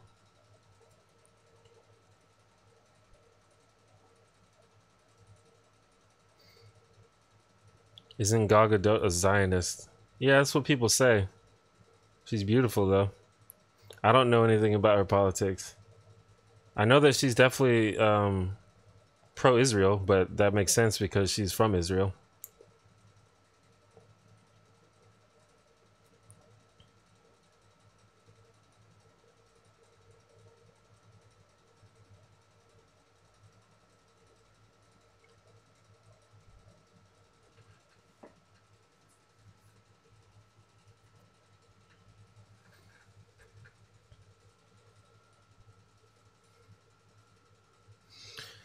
I'm always careful when people say stuff like that, because I think people make leaps.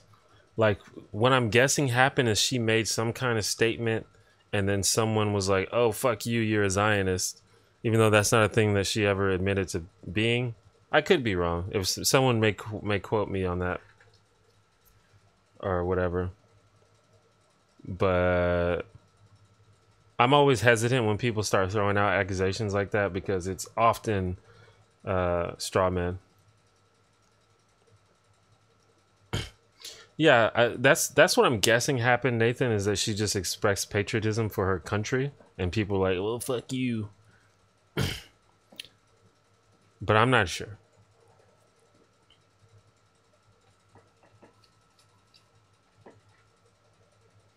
Here's my bad hot take. Halle Berry was the wrong choice to play Storm. I was okay with it. I didn't like those movies. And this is another thing that I differed with a lot of my friends. Because this was before the Marvel Cinematic Universe was really a thing. And people were like, the X-Men movies, now those are some good superhero movies. And I was like, I don't really think so.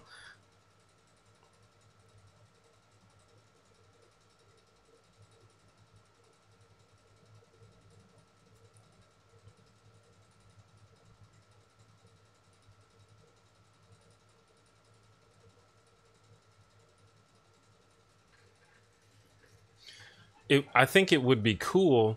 And to be fair, you know, that was back in those times. Like, I don't know, me growing up, the Storm that I grew up with was mainly the Storm from the X-Men cartoon in the 90s. So I imagine like this tall, sophisticated, strong, you know, like, you know, I don't know if she had the African accent in the show. I don't remember. I don't think so. But just, you know, this fucking like strong African princess almost. So if they did that now, I would love to see something like that. But the person who's playing Storm now is fine.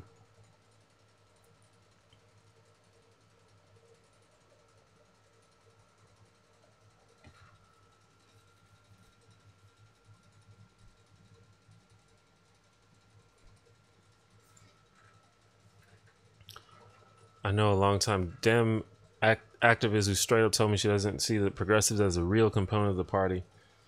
Yeah, I mean, I think most progressives would say that that's obvious. But that's a problem because, especially now, because I would say that progressivism is mainstream, if not the majority.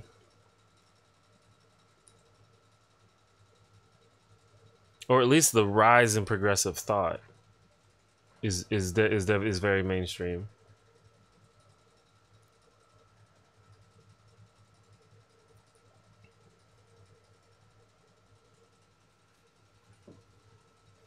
Like I was trying to think of an actress that I would like to see as Storm, but I can't think of one.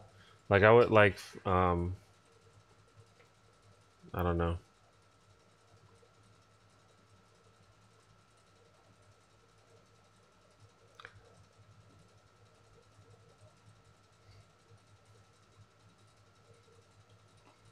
Because I'm thinking of someone that's a little older, just because Storm was always to me had that sort of sophisticated wisdom type of vibe.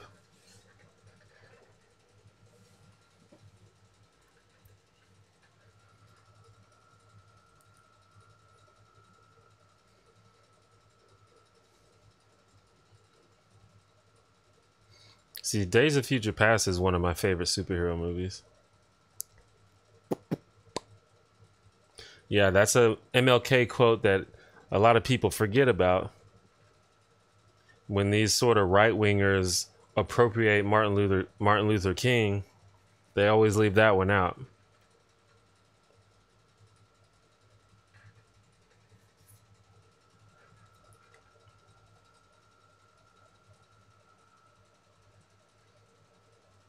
Rihanna as Storm.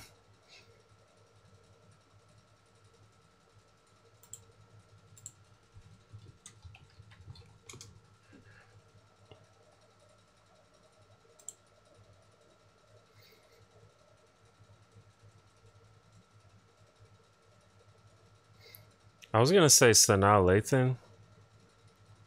She's kind of light skinned though. I feel like it has to be someone that's dark. But Sanaa Lathan has that sort of like older, sophisticated vibe. Or I think she could pull it off. And then I was gonna say like a younger Angela Bassett.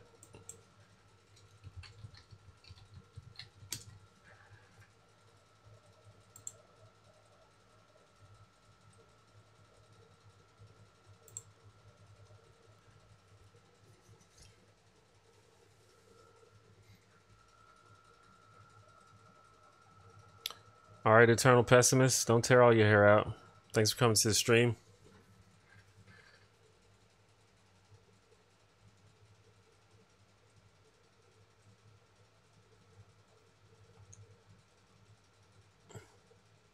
I'm probably going to stream for just about 20 more minutes, y'all.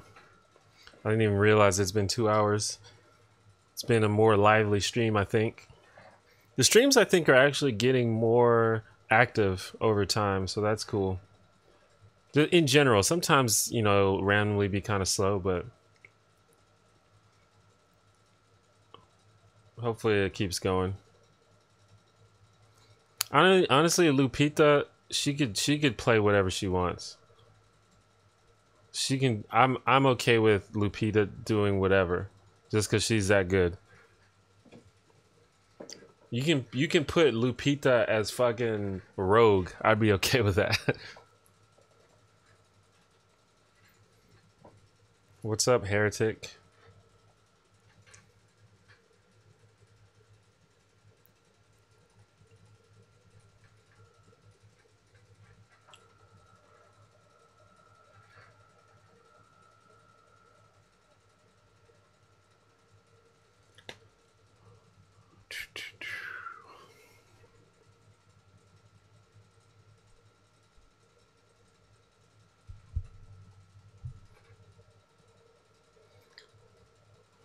Lupita as Wonder Woman, hell yeah. You ever thought of becoming an engineer a la Dead Space? Dead Space, the video game? I've never played Dead Space. What does the engineer do?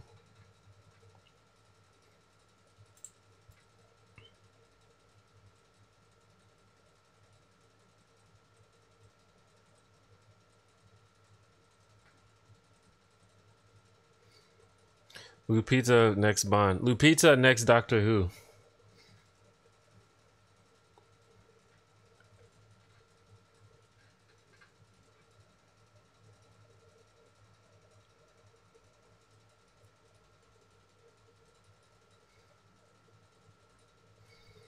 Zoe, thank you for the €4.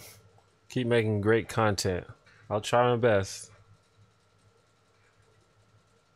When you say, do you say euro or euros? You say €4 or €4, or is it interchangeable?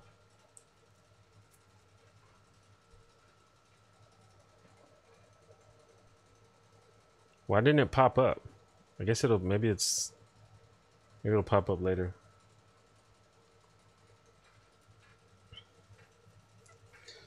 What do you think of Tyler the Creator? I like Tyler the Creator. It's not like my favorite, but I respect him as an artist. I think that he's very talented. And he's got a couple of songs that I think are like the jam. I remember when Yonkers came out, I was like, this is the fucking jam of the century.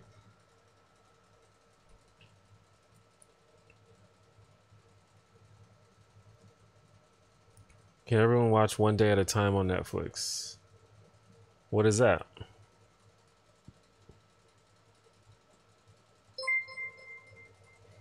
Lupita plays the shark in Jaws 5. I would watch that. Some random geek. Thank you for the $5 super chat. I wonder if it didn't pop up because it was Euro. Is that how this thing works? That sucks. But yeah. Lupita for the shark. That's awesome.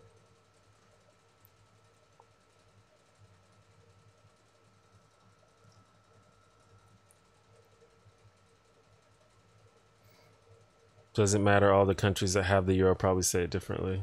Okay. The sitcom without any of the bad things that come with sitcoms. I like sitcoms, so there's actually a decent chance that I might watch it. Usually when people suggest drama shows, I'm like, probably not gonna watch that. But if it's a sitcom, then I might actually watch it because I like sitcoms.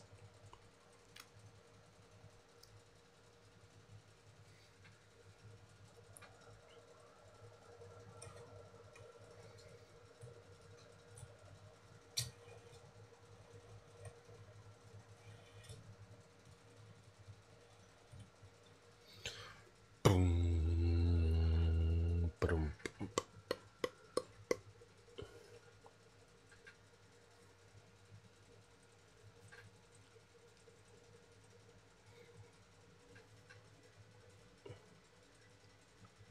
Lupita plays John Brown in biopic, doesn't die in the end. Slave owners are salty at the end. In German, it's pronounced Oyo.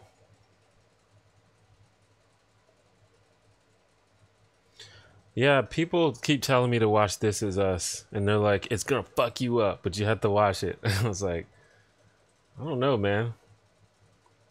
Do I like Disney? I like the content that Disney releases. Disney is kind of, like an evil megalomaniacal company, like many others. But they make a lot of good movies. I have a question. Do you feel like we live in a culture now where you can't criticize a movie without being mistaken as part of the misogynist crowd? I mean, I'm no MRA, but I hate it. Star Wars Episode 7 and 8. I don't know. That's not my experience. I think maybe you just have to pick your moments.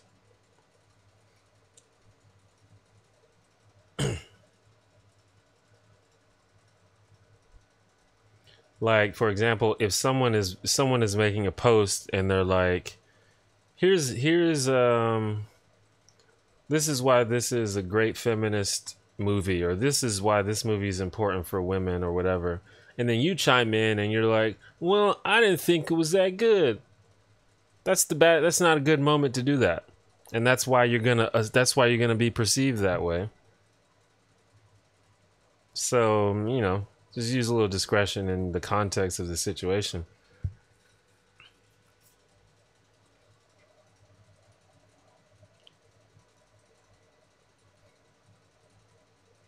Did anyone see Birth of a Nation? I've never seen the full movie, but I briefly studied that movie in college. Oh, I didn't see the new one. I thought you were talking about the old one.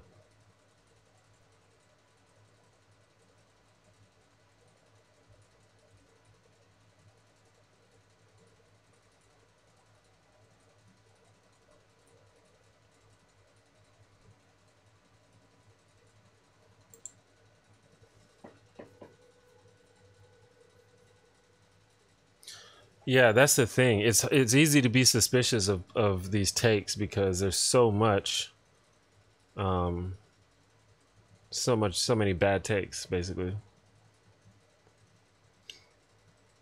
And here's the thing, you know, you don't have to, if there's a good chance that you're going to be perceived in a certain way, you don't have to give your opinion. It's fine.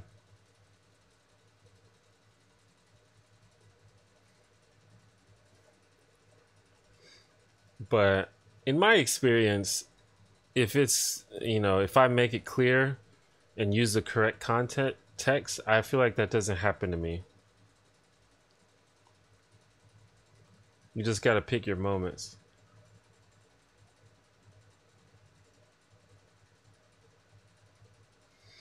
Like, I thought the Ghostbusters, remake, I thought that movie trailer looked fucking terrible. But once I saw everyone was like, oh, the feminists are taking over. Feminists are ruining my favorite movie. Then I was like, you know what? I'm going to back out of this conversation because I don't want to be associated with those weirdos. So I'm out. And I'm okay with that. I don't have to share my opinion on everything. I never saw the movie because usually when I see a movie that has a terrible trailer, I don't go watch it.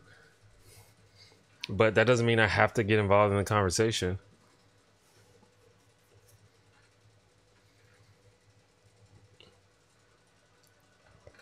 What's your escape plan if shit goes completely sideways in America? Well, my plan is to escape before that happens. So my plan is to hopefully make a bunch of money. Hopefully I can get this YouTube thing going. So make a bunch of money and then just dip out. Move to Canada or something.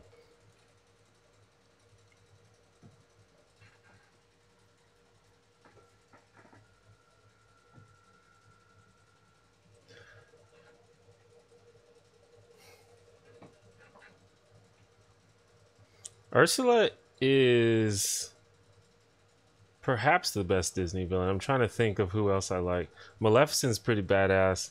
The problem with Maleficent is like it's such a great character, but at the end it's like it's just randomly a giant dragon, and it's like, okay, well, kind of takes away from the whole thing, from the whole build up of this character.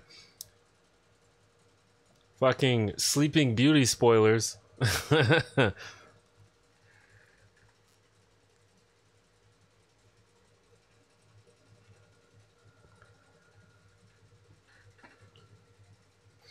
Scar is actually a really good villain. I feel like I think everyone talks about Lion King, but people don't talk about Scar specifically enough. I think Scar is a great villain.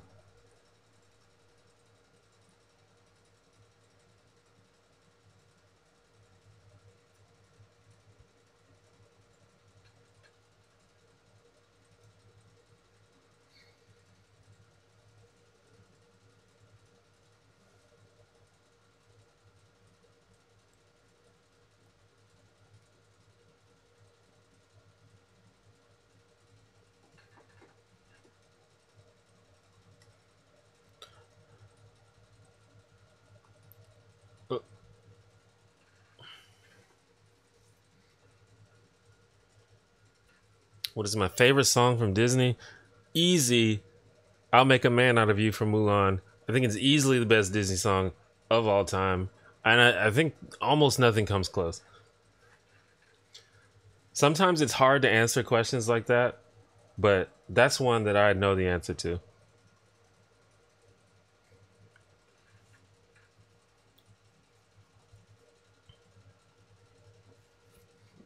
Mad Max Fury Road. That's a good movie.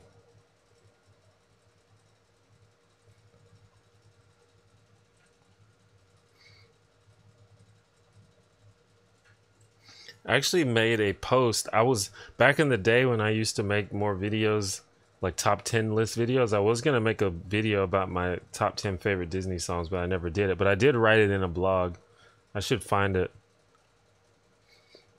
Yeah, Under the Sea, Whole New World, those are classics. Whole New World didn't really appeal to my sensibilities. It just kind of made me like uncomfortable. It's like too sappy. But I back it, especially now as an adult. I kind of back it more. But growing up, I was like, ugh.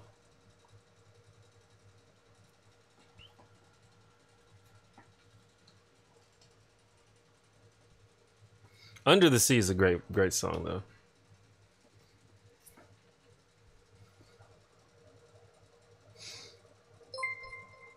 Tiny Sugar Gummy Drop XL, subscribe to the channel. Thank you for the subscribe.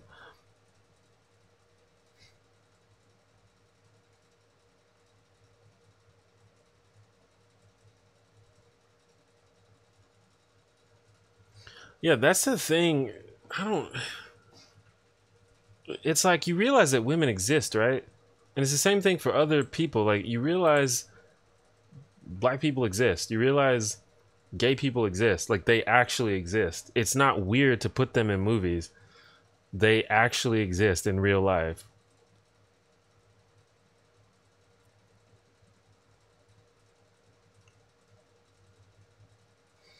Did I ever play Kingdom Hearts? Yes, I did. I played Kingdom Hearts 1 and 2. I haven't played all the other like in-betweens and prequels and all that stuff.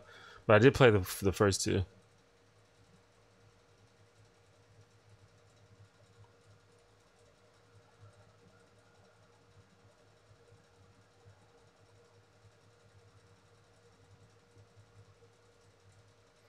Who's my favorite female character from Disney?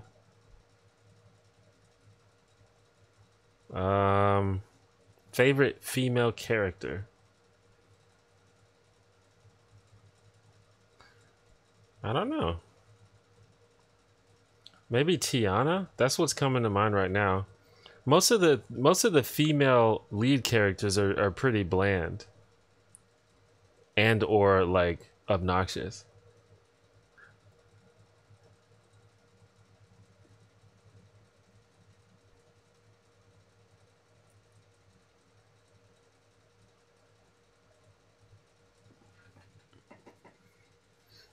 I remember watching some, I don't remember, maybe it was Amazing Atheist or somebody, probably Chris Raygun. This is some shit that he would say, but it was like just like a poster from a cartoon show. I can't remember what the cartoon show was, or maybe it wasn't a cartoon. Maybe it was like just an advertisement or something.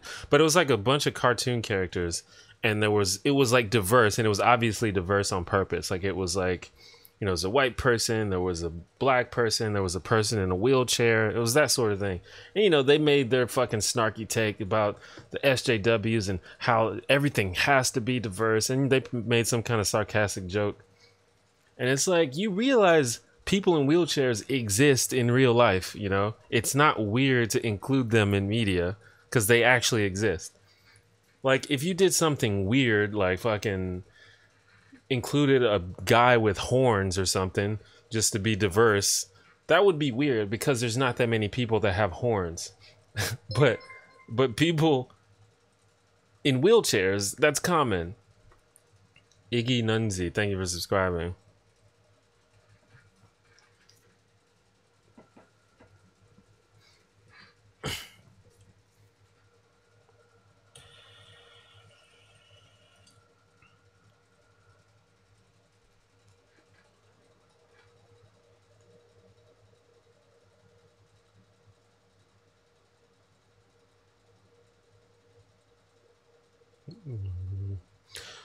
All right, so I'm going to end the stream here pretty soon, about 5-10 minutes. Definitely thank you all for coming to the stream. If you can, maybe one last question. If you have one, I can answer a couple of them, and then we're going to get up out of here.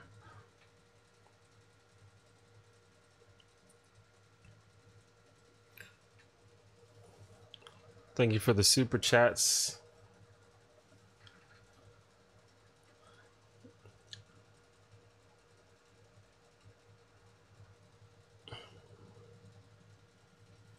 Yeah, I only saw Fury Road once. I need to watch it again as well. Whatever happened to Iggy Azalea? I randomly saw her on some. Wasn't she on like an award show or something recently? And that was really weird to me because I thought that she had been shamed off of the internet. Or she's something. She was on a commercial. That's what it was. I think she was on a Super Bowl commercial.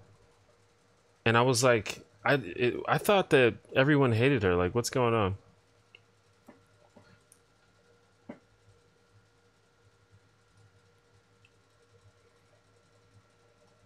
Yeah, one day at a time. I need to write that down. I'm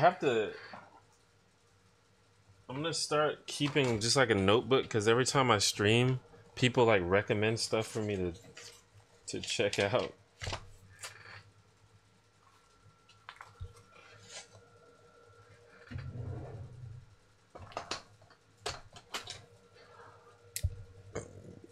Do I like dogs? I like most dogs.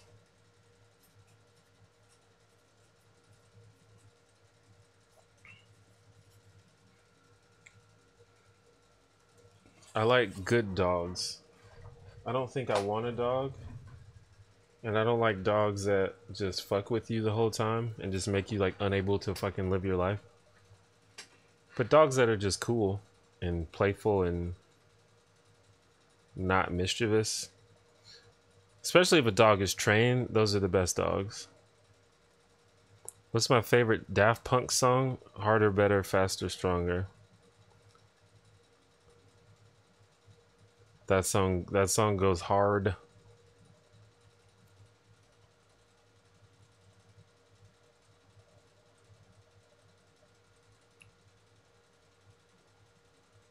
Like Dags. Snatch, also a good movie. Or at least I liked it when I was a teenager. Or I think I was in college when I saw it.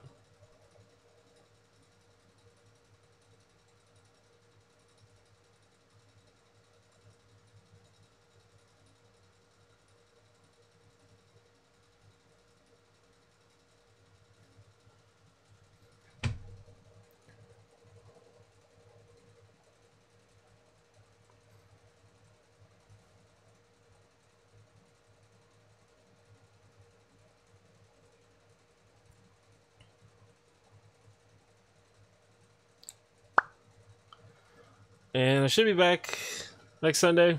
I should have a video coming out in a couple days. Follow me on my social media if you don't already. I have Facebook and Twitter and Tumblr.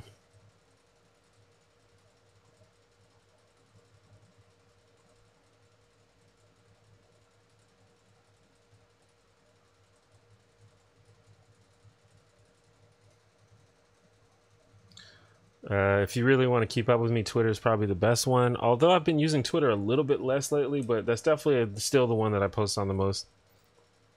Yeah, I think the stream was pretty good today. Better than average. Above average. If you'd like to support the stream long term and make it more sustainable, consider becoming a patron on Patreon. Patreon.com/theonejanitor. Even $1 a month goes a very long way, and I appreciate it.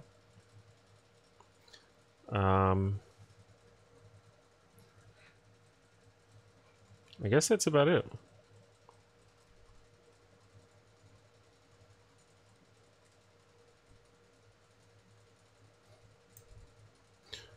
All right, I guess I'm gonna go then. See you guys next week. Look out for a new video soon. Follow me on Twitter. See you next time. Bye.